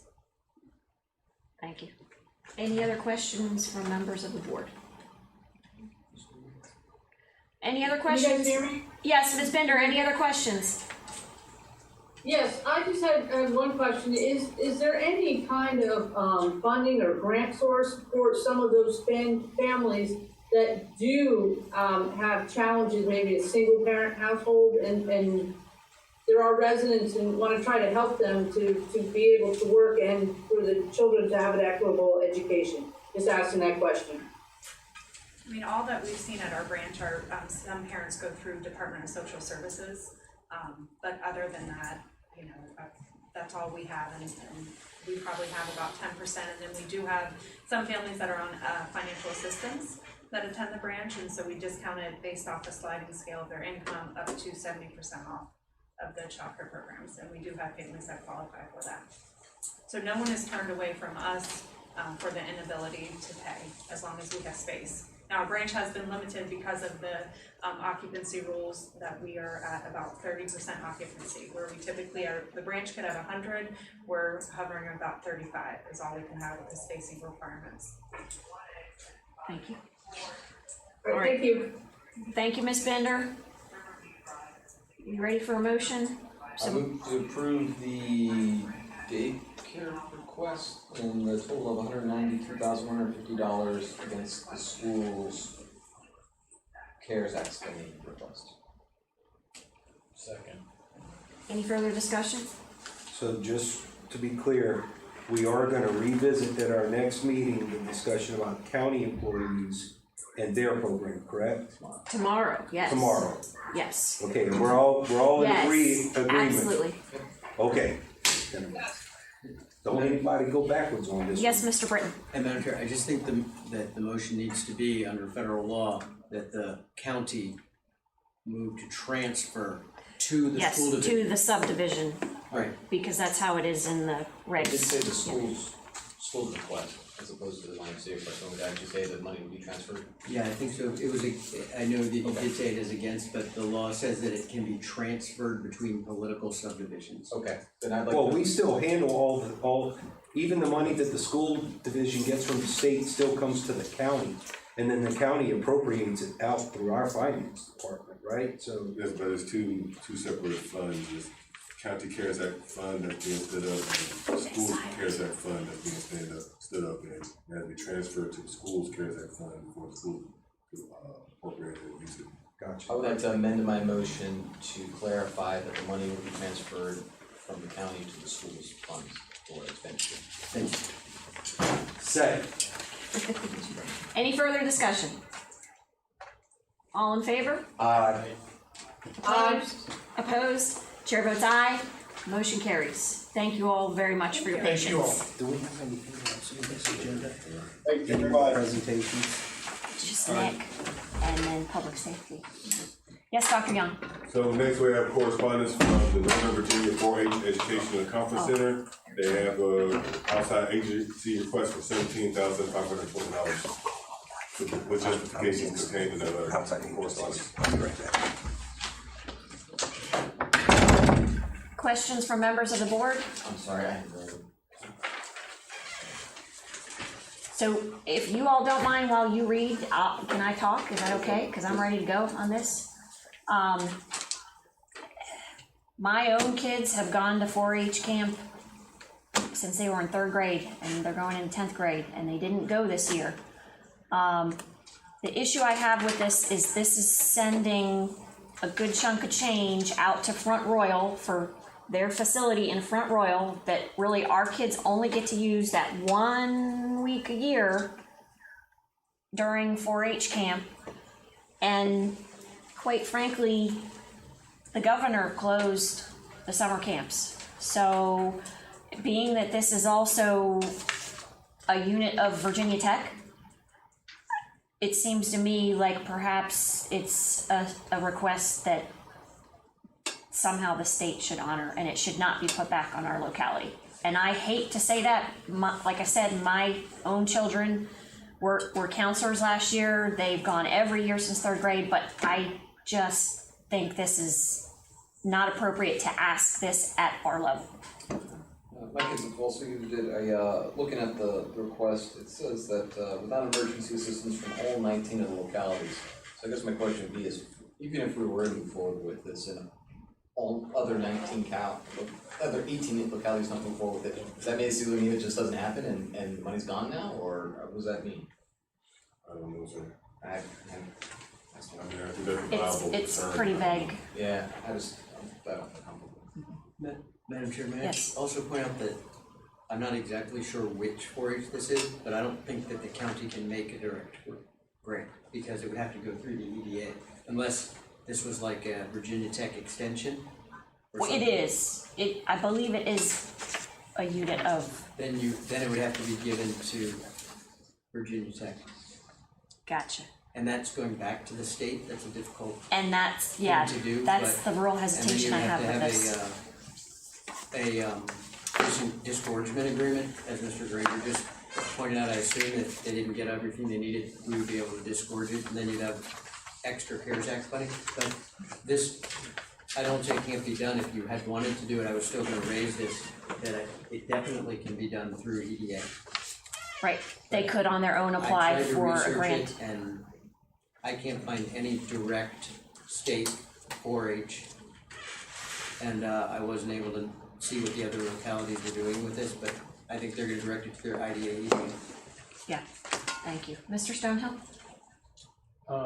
It's not the direct local here for King George, Okay, can't and go along with that. I don't mean to speak for Mr. Bush, but he told me as he passed by, he was not in favor of any additional outside requests. Ms. Bender? I agree with my colleagues, I'm not in favor. All right, so I think we are ready for a motion. To deny- Madam Vice Chair, or we still you- have the KGI request. For other outside agencies. So we don't need any motion as far as this goes because his recommendation was to deny it. Mr. Britton, do we need a motion to deny this, or we just pass it on by because it was not recommended? I think it can be done either way, but the county administrator can certainly pass along that no motion was made. It did deny. It did die. We didn't approve the funding, so right. We don't need to explicitly not approve it. Okay. I would just point out as well, this next request, I think is a private third party. Yeah. And I don't know any provision under law that we can make a direct grant, even if this were advisable. Yep. Dr. Young, next one? Yes. So we'll move on. Yes, ma'am. Go ahead. KGI has been recommended decline by both the county attorney and county administrator. Any discussion? I think what it really come down to is if they really want to move forward, they would reach out to the EDA. Yes. And make a request through the EDA for funding. Yes, and you haven't approved. You haven't approved the EDA. Correct, yeah, but Yeah, they can make this That's the request. mechanism for them to request. Yes, it can't, to private my knowledge, entities. you can't even make, this grant would be denied by the government in an audit. Right. So we wouldn't be utilizing CARES Act funding directly, however, we would entertain them working with the EDA. Right, Using the They could EDA apply for an funding. EDA Yeah, grant. for the, okay. The EDA would, they have you're about to see, they have a robust proposed program in any third party, same with the 4-H. Yep, exactly. Well, internet is important. I mean, it's no secret, there was an article that came out in the Freelance Star, even though I don't wanna advertise them that much, but, it came out that said we weren't willing to work with KGI. I would love to see KGI expand in King George County, and I know we've, as a board, previous boards have done multiple things to try to entice them to expand here in King George, and I hope they are willing to work with the EDA and apply for a grant, because anybody and everybody, you bring internet to this county, I don't care if your company's name is Donald Duck. If you can provide internet to King George County and it's reliable, let's get it here. And again, back to what we voted on the other night, the Dominion Power, Northern Neck Electric Cooperative Program, it's huge. And now, looking at what the schools are going through and we're having to pay for hotspots, it's critical. So, yeah, I'll look forward to KGI reaching out to the EDA for that grant. Anything, Ms. Bender? Nope. Thank you, ma'am. All right, ready to move on? Yes, Madam Vice Chair. Next is the discussion regarding the glass barrier project. Not much different than what I explained to you all at the board meeting. Just now I was able to get the description and line by line of what that project entails. It's based off of the fact that we currently have flimsy plexiglass barriers that are standing as sole protector between county employees and our citizens at high touch point areas. So I asked General Properties to go take a look at finding a vendor that can install more permanent and robust and, to be honest, more aesthetic glass barriers, and so you go ahead and get that plexiglass down from hanging out in the roofs and everything like that, and get something that's more appropriate for our buildings across the administration. I also want to stress that you'll note that this isn't just for the River Cone building, but it spans across the whole administration, includes school library, courts, citizen center, and so forth. Thank you, Dr. Young. Questions? So I see the PowerPoint has a $21,000 allotment. I see this quote shows 14,357. Yes, sir. So was the 21 just initial estimate? So That was initial placeholder, and I since received the quote. I gotta admit that I don't like doing things from scratch, so I did recycle my slides to just update slides. So I also see there's a little hand scribbled note saying library 4521. So is that on top of the 14? So would it be like 18, 3, 70? Yes, sir. That's correct. Okay. Yes, sir.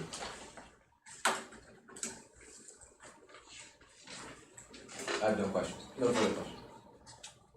Mr. Stonehill? Can I take this is gonna be permanent forever? Yes, sir. All those? That's it. Go ahead, Mr. Bush. Thank you. Again, first off, General Properties did a phenomenal job with the way they were able to get things put in place so that we could open the county back up. So thank you for everything that they've done. But yes, it is time to move on to get more permanent fixtures in place. I don't have a problem with what was presented, but again, I would like to see maybe some cooperation with the schools. If you look at the schools' request, is this something that, the barriers that we're putting up, the schools are looking to do the same thing? Is this another thing that we could go in together on? Because we build their schools.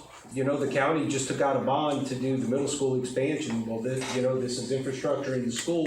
Maybe this is something we could bid both out together instead of two different. I don't see this service as a bulk, like there's a bulk. No, but service is labor. You got one crew coming out to do county build, and you already said this is more than just the River Cone building. So if they're coming out and they're gonna be on location to do multiple areas in the county, well, the schools are in relative proximity to all that they're gonna be doing.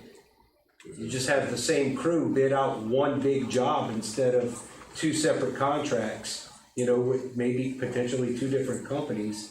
You know, the labor costs might be a little better. It's just a thought. I'm not saying it's a deal breaker, but it's one of those things, anything we can do together, and there might be some cost advantage realized, I'd like to explore that. And of course, we do always look for opportunities, not only with the schools, but with our regional partners to take advantage of bulk purchases and purchasing power. But I don't think that in this specific case that this some type of cooperative would actually get us, you know, a more negotiated, simply because of this service type, and it's actually customized. I mean, sheet of glass for, you know, the community development department counter, it's a whole lot different than the needs of the food library versus the cost of the schools. So I don't think that, you know, with it being so customized and so fitted that, you know, you can really try to say, okay, well, I'm gonna throw more glass on top of it. You know, give me a No, I'm not saying that we would receive material reduction. Or labor. I mean, I don't think that for this one specifically, I don't think that since But whenever a company bids out a job, they have overhead, corporate overhead. So they have to pay, you know, whatever it takes to keep their company open. So that's built into their estimate. What I'm saying is when the schools bid out their individual job, maybe they could avoid, which ultimately they is all of us taxpayers, maybe they could avoid that overhead that's built into their contract by just piggybacking off of ours. That's all I'm saying. So maybe Dr. Young, you can just reach out to Dr. Benson and let him know he perhaps could get in touch with this Mike's Glass and Mirror and see if they would do a rider on this for the schools. But my concern is I don't want to hold up our stuff. Exactly. No delay. Because we're going to be funding their requests with it sounds like for the most part the second allocation of money, and frankly our buildings are open right now to the public right now, and for the most part, unless they are making appointments, they're not, at least for until October 19th. So I don't want to tie up our needs. As long with as the there's schools. no undue delay, Yeah. I'm fine. Gotcha. And then Dr. Young, the library, I'm a little confused. So the library is included in this quote, that 4521. Because if you look, it says library number 1, library number 2, library number 3, library number 4, and I added all those up and it equals 4521. So the library is in fact included in this 14,300. Yes. I stand for it. Yeah. So it's not like we're asking for another 4,500 that wasn't already captured. So you're covered. Yeah. Yeah, the library is covered too. I'm sorry, I'm not sure. It's been a long day. All right. And Ms. Bender, did you have any questions about the glass? Nope, you guys covered all the questions. Thank you. All right, we've prepared for a motion. I move to approve the glass barrier project as presented in the total of $14,357.70. Second. Any further discussion? All those in favor? Aye. Opposed? Chair votes aye, motion carries. All right, small business grants. That would be Mr. Nick Minor. So what do you guys have? You guys have the guidelines in place? A lot. Guidelines? Okay. Well, I'll give you guys the application. Yes, that's fine. So you guys can look over that. Thank you, sir. It also has the terms and conditions attached to it, and I'll, Ms. Bender's not here, but I'll send her a copy. Yeah, please send her one in email. Thank you. Ms. Bender, Mr. Minor is going to send you a copy of this. He just handed out to the members in the room the King George CARES Act Small Business Grant application. He will email it to you, ma'am. Okay, thank you.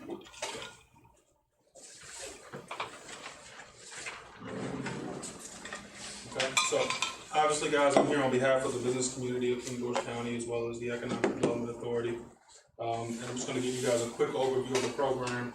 I'm pretty sure that we're all in support of this type of action, but I think you guys deserve, as well as the county deserve, a thorough grant program that I've worked on with staff, as well as the EDA, as well as the county attorney. And I think we put together something that's It's pretty great, actually.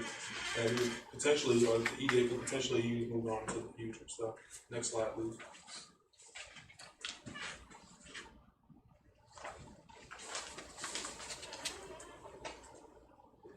So this is a cash grant. It's based on the number of employees that a business has. If you are 1 to 5, it's 4,000. 6 to 20, it's 7. 21 to 50 is 10,000. Nonprofits are eligible if they are a qualified 501c3, but we are excluding religious organizations. Religious organizations do not facilitate business, so we're looking at the type of nonprofits that actually do. You know, your Dahlgren Heritage Museums, your Caledon, your Friends of Caledon, your Friends of the Dirt Trail, ones that facilitate tourism, things of that nature. We want to accept applications for 1 week, but we do want to advertise it for at least 1 week so that businesses know that it is available. I know that some other localities around the area are having challenges getting their businesses to recognize that there is a grant and that there is funds available. We want to try to avoid that. So we already have a built-in marketing program that's right behind it. So as soon as you guys approve it, we may need a day or so to make sure everything is straight, ready to go, but it should be out by Wednesday, right, at the earliest. All applicants will be reviewed by the county department, the EDA, the Commissioner of Revenue's office, to ensure that they are eligible and are in good standing with the county. And then something that me and the county administrator discussed, if the total allocation is not used by November 30th, the remaining funds will go back to the county. So you guys can use them before December 31st. However, I don't plan to let that happen. So, next slide.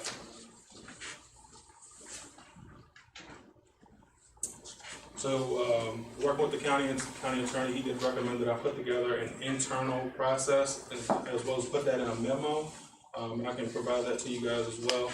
But that internal process, in a nutshell, is the grant application is received via email or online submission. So this application will be made available online. And they can also get this as an attachment, fill it out, and then email it back to me if they like. Again, the application is reviewed for compliance based on the guidelines set forth that you guys have already looked at. Then the application is forwarded to the Commissioner of Revenue's office for verification of principal place of business. So if you are a franchise owner and you have multiple franchises, if they're not headquartered here in King George, you will not qualify. So we're only rewarding those who actually are headquartered in the county. Right. So I know we have multiple defense contractors in the county, but if they're not headquartered here, they won't get access to this grant. So we're only rewarding those who are located in the county. Again, the application is reviewed by designated EDA members. In this case, Ian Fox, who's an at-large member, and Rick Papps, who's a James Madison member, raised their hands to do this. The reason why it's only 2 is because more than 2 require a public hearing, and we don't necessarily need to have that. So. The award of recipient's application is then forwarded to the finance department. I believe that Sherry will then take on the W-9 that's provided by the applicant, and then she will be able to cut the checks. Next slide, please. So the award process, again, working with the county attorney, we put together this. So upon award, the successful business must execute a grant award and user agreement, explaining the award, acceptable uses, record keeping, oversight, audit, and other compliance requirements. So at the back of that application is the terms and conditions, and that's what we're referring to there. Then the Department of Economic Development and Tourism then notify the applicant through a letter. So as soon as we approve them, that letter will be sent out. And we're expecting for that letter to get to them within 7 to 10 business days. So next slide, please. So in the case that we receive more applications than we have funding, we had to figure out what's the fairest way to distribute funds. And what, out of my research, what I came up with was a lottery process. So there could be no fingers pointed at the EDA or the county to say we're playing favorites, right? So the best way to do this is to essentially number the applications as they come in. So if we open up that application at 12:01 a.m. August 4th, then if somebody sends it in right there, that's application number 1. And then until the end of that week period, we'll number it all the way out. So you might get to 57 applications or 67 applications. Then it's 1 through 67. And then we essentially take it to the EDA members. They will pull up, in this case, it could be Google's random number generator. They will put in there, the number is between 1 and 67, right? And then they'll continue to hit the random number generator until each application hits the total allocated funds. So if we just so happen to hit 24, I'm saying 24 is a number, but if we hit 24 $10,000 grants and that equals to $240,000, and that just so happens to be the case, at the end of the day, we impact the most employees regardless, right? that is in King George County. Next slide, please. And then just as a recap for you guys, it's a cash grant. The minimum is 4,000, the max is 10. It must be King George has to be their principal place of business. Nonprofits are eligible, religious organizations are not, and the only purpose of this is because we're trying to facilitate business. The applications are reviewed by department staff, the EDA, Commissioner of Revenue's Office for compliance and good standing. And if we have more applications than there are funds, then we will utilize the lottery process, which you guys seen, which is also spelled out. The entire process for the lottery is spelled out in the internal memo that I can provide you guys as well. And if the total allocation is not used by November 30th, the remaining funds will go back to the county, which we do not plan to let happen. Do you guys have any questions? The only thing that we haven't determined, the county administrator recommended $234,000. That's the only thing that we haven't really discussed what that amount is. That is up to you guys to decide. So you said, planning to advertise for a week? Yes, exactly, at least a week. Figure out what Exactly, at least a week. So you're looking to advertise as soon as possible, like? August 4th is when it will be out. So everything is built out. So the county guidelines is already on the county website. All I have to do is hit publish. The application is built out. All I have to do is hit publish. And then the marketing piece for the marketing campaign is already designed. We simply just have to add all the recipients and then send it out. Maybe we'll even reach out to the Freelance Star, reach out to some people just to get the word out even larger, you know, that we actually have a grant program eligible for business. It'll automatically go up on our Facebook page, automatically go up on our Twitter page. I'll definitely post something on LinkedIn, so the marketing is there. So it's just, you know, getting done. If I may, Madam Chair. Yes. Oh, I'm sorry. Nope, okay. I did, from the beginning, work with Mr. Minor to make sure that the process was free from claims of any sort and what have you. I just wanted to reiterate that this is a non-subjective process and there's a robust application. I'm not sure whether it's in your packet. And it requires, you know, that people take the time to do it. You can't just say, you know, like, do a tweet, like Here's an email, give me some money. Right, it is robust, it is based on the best practices of the best applications throughout the Commonwealth. We reviewed comparables, then I edited it, Mr. Minor edited it, we went through the whole lottery. So I just wanted to ensure all of you that there is no discretion. So you can't say, I like Billy Bob better than Susie Q or whatever, and then somebody comes back and says, why? In the event that there's 50 applications, and it exceeds the amount, then it goes into a random draw lottery system, and those people get up to the amount. Those entities, get up to that amount. Dr. Young and I were just talking, and there is a designation of 2 people that review these. Obviously, those are for compliance, not reviewing them to say like, oh, do I like this business or not? I don't like their pizza. I like this pizza better. I'm gonna ask my buddy's pizza to apply. And then obviously, once the applications are finalized, that's gonna have to go to the EDA to approve them all in one form. But we didn't think that it was, I'm assuming Mr. Minor didn't think that it was facile to have the entire EDA going and looking at the pro forma. Yeah, so and that'll happen. So once you get the final amount, that'll go to the EDA for approval for expenditure, because ultimately this has to be approved by the EDA. So the money gets transferred in whatever amount or no amount from here to the EDA, and then the EDA is the only one empowered under federal law to give private grants, and there's no subjectivity.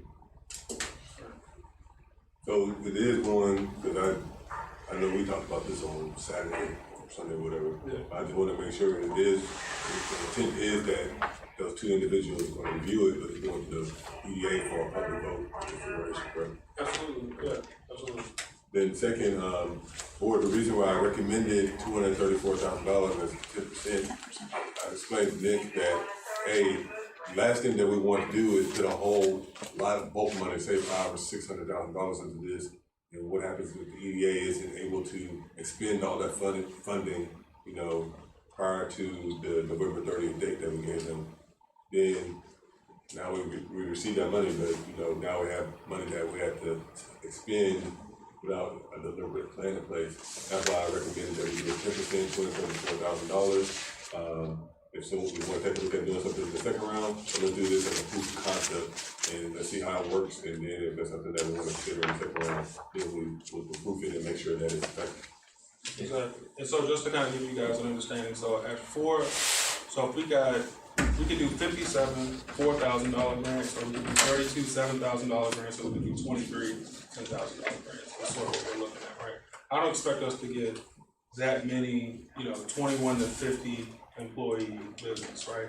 But I do expect to get somewhere around, I would say $24,000 grants and maybe $7,000 grants, something like that. But we could get a number of more than $57,000 $4,000 grants. That is a possibility. So just to kind of give you guys an understanding. And the last thing I wanted to say is the reason it's so robust up front is because we have no mechanism, staff, in most cases expertise, to chase down back end misuse. So if you were to give a grant to someone who's closed down in May and isn't reopening and just had some debt or was just paying themselves because they didn't get paid, then that's not the purpose of the grant. We really have no mechanism to enforce misuse, and so we're trying to do it as robust up front, and that's why it may seem a little more cumbersome for someone to get skin in the game in order to get this grant, so that we can ensure to the best possible that it is assisting a viable, ongoing business who is struggling but may have to go out of business or had closed and can reopen or what have you. But that may not be what you want, but I don't see any mechanism on the back end to go get the money back. Yeah. Any other questions? You're good, Mr. Granger? I'm good. Mr. Stonehill? It's a great program, we're gonna need to go ahead with it. Mr. Bush? I'm just confused about something you said, and I'm not a business guy, so, but you, earlier in one of the slides, you said, non-for-profits are eligible, but not religious institutions because we want to generate business. Right. And so how does a nonprofit specifically generate business? So my example of that is, let's say the Dalvin Heritage Museum, where if you come into the museum, they basically promote other businesses within the county or other attractions within the county, right? And if you were looking at other nonprofits, you could use the Dirt Trail, you could use the other, the Friends of Caledon or whatever one that promotes some sort of business or some sort of attraction that brings in tourism into the county. Those are the type of ones we're trying to target. Now, I'm not gonna say that they're automatically gonna qualify, that's not what I'm saying. Right. What I'm saying is that they're eligible, right? So they still have to have all the documentation, they still have to reach the full-time employee or full-time equivalent. They still have to go through that application process. They still have to be in good standing. So it's still that, there's still that, I should say, guard up. So it's just not given away.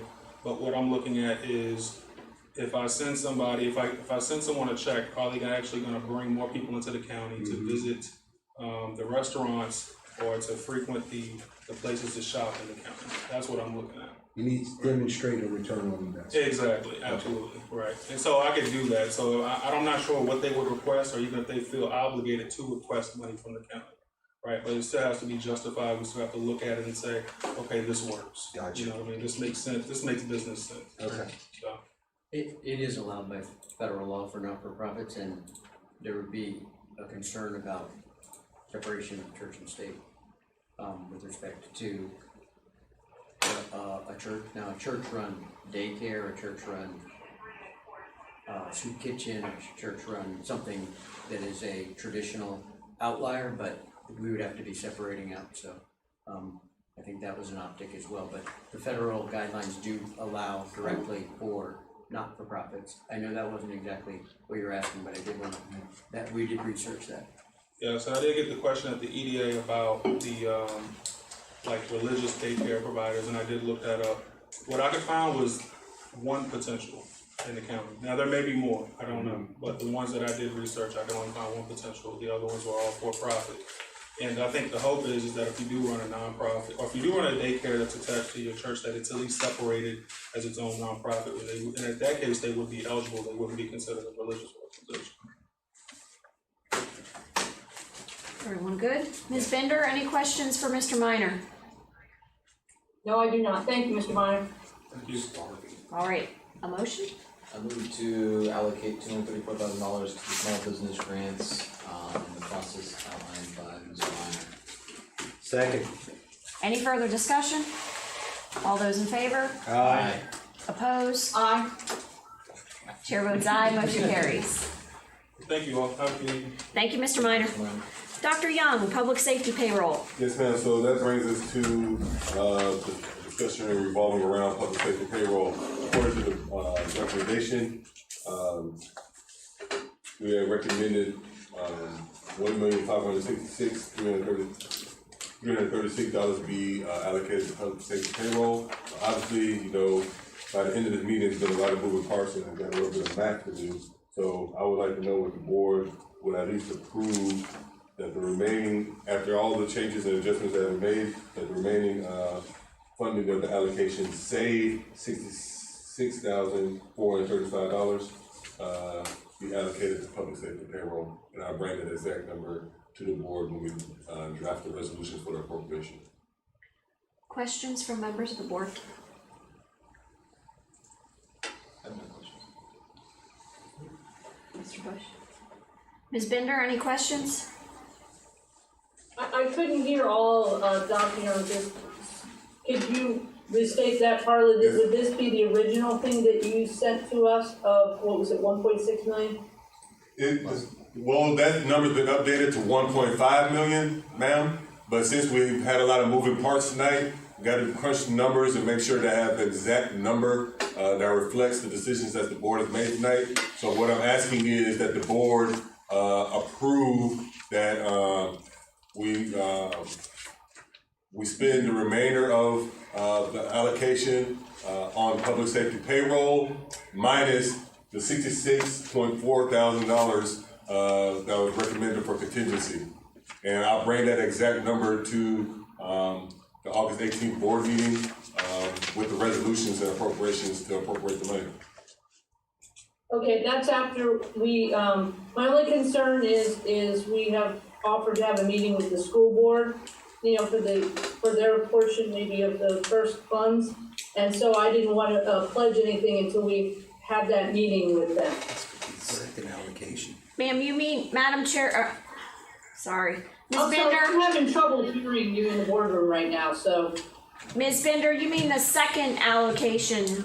We were looking to do the balance to discuss the balance of the school board's request in the second CARES Act allocation? So that would. Well, I thought, my problem is that's the public safety, and we're gonna use most of the CARES Act funding, and I had mentioned this before, that I didn't know if I was comfortable using all of it in the first allotment, just to save us from the rainy day fund, just for unforeseen things that might occur. That was my concern, and I'm really having problems hearing you guys in the boardroom right now. Thank you, Ms. Bender. Mr. Granger? I'd just like to say, my understanding is that we need to have a spend plan for this current batch before we can get the second one, so we need to come forward with something. If we put it against public safety payroll, essentially, as Ms. Bender said, that's going to help us on the rainy day fund. Regardless, let's pretend Mr. Bush's worst case scenario happens and we don't get any of the extra funding. I would still advocate that we have a meeting with the school board and then we allocate new funds to the school board, and then again, we'd be dipping back into the rainy day fund, which we just replenish with the public safety payroll. But at least we have that flexibility. Yes. But I think we need to move forward now, and that affords us the flexibility. Because my understanding, Dr. Young, you stated at the beginning of the meeting, is that we have to have, by August 10th, the spend plan for the first allocation submitted in order to unlock the second allocation. Mm-hmm. So we really can't afford to wait. I think we need to move forward with this tonight, is what I'm hearing from consensus here. But even if, like I said, if it doesn't go through, we can still allocate dollars from the county fund. And all of this kind of doing is just kind of putting it in the bank is kind of the idea, the way I look at it. So I would advocate that we'd hold a meeting with the school board for the other, it's about $700K, I think, of their request. God willing, the rest of the money will come into us anyways, and we can start looking at maybe like the the extra ambulance and some of those other ones that are big ticket items, but that kind of be the way I look at it. All right. Brittany, so, we have to have a detail of all the dollars, the over 2 million, correct, is what we need to do by August 10th? Yes. Okay, thank you. And the only dollar amount that you don't have now is just a matter of arithmetic. That's the only reason we don't have it in. 0.45. Right, and Dr. Young, that amount is squarely in his discretion. That is discussed by the guidance, as is what Mr. Granger just said, the replenishment of the rainy day fund. If a cost is not considered to have been accounted for in a budget merely because it could have been met using budgetary stabilization fund, rainy day fund, or similar reserve accounts. So this procedure is specifically provided for. So I professionally, I don't see any consequence to not having the actual number because it's a matter of arithmetic. It's the leftover minus 66.4. So is there a motion? I move to allocate the rest of the CARES funding that has not been allocated to the public safety payroll as presented. Second. Any further discussion? All those in favor? Aye. Aye. Opposed? Chair votes aye, motion carries. Dr. Young, way forward. Yes, ma'am. Next slide, please. So again, this is the way forward. The board approved CARES Act spend plan, which we'll all do tonight. In turn, behind the scenes, I'll be working with the county staff to go ahead and take care of the certification funds, completing the survey, and letting State Secretary of Finance know that we do intend to receive the second allocation. While that's taking place, the Finance Department will work on the resolutions and appropriation documents that will come before the board for the August 18th meeting. And all I need now is potential work session dates with the school board, from the board, and I'll write correspondence to the school board tomorrow, pitching those dates for a joint work session. Sure, so we have, when is our joint planning commission? 19th.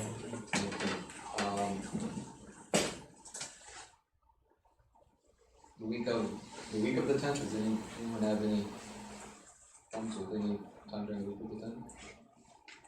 So Ms. Bender and I will have GWRC and FAMPO on the 10th. Okay.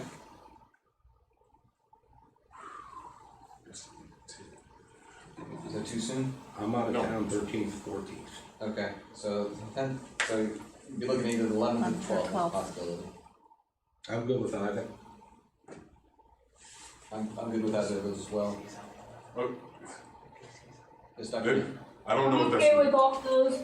Is Dr. Dr. Young, one Benson? thing that we spoke earlier today, I wanted to make sure that we also invite, possibly a principal or vice principal from each of the schools, so if we have any specific questions, they have specific needs. That's gonna be a full room. I would recommend that probably we give it a more rapid response time, simply for advertising requirements and. Fair point, yeah, that's. And I'm sure Dr. Benson probably has to do some work on his end and reconcile their calendars together. Very good, yeah, I apologize, especially I know that advertising, Can we set this date tomorrow? We can. That way you have time. That way I can talk to Dr. Benson. Yeah, if you have time to network and see what our requirements are and stuff, and then we can set it tomorrow. I'll be honest, just off the cuff, the week of the 17th or the 24th, obviously the 18th would be a good day because it's a board meeting, but just for myself, I could probably make any day, evening work and. Yeah, me too. With those 2 weeks. Yeah. So, if you wanna see how the school board feels. Are they gonna show up this time? Oh, you're right, the 17th and 18th would both be bad days, apologies. And the 19th. What's the 19th? The 19th is The your joint planning commission board, meeting. and the 17th is a DSS board meeting. How about the week of the 24th? That's fine with me. I can make any day that work. I can make any day rather that we do. My colleagues can as well. Ms. Bender, did you hear that? Yes, I did, I'm not sure on that, the 11th or 12th would be best for me. We were looking Yeah, a bit further out because of concerns with advertising and coordinating with the school board, so we're looking at the week of the 24th. If we could do it, later, like Wednesday on, that would be probably better. Okay. Be like the 26th, 27th, 28th. 26, 27, Yeah. Can do. All right, anything else, Dr. Young? Madam Vice Chair, that concludes my presentation. Motion to adjourn.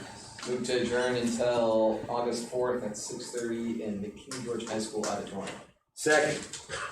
Any further discussion? All those in favor? Aye. Opposed?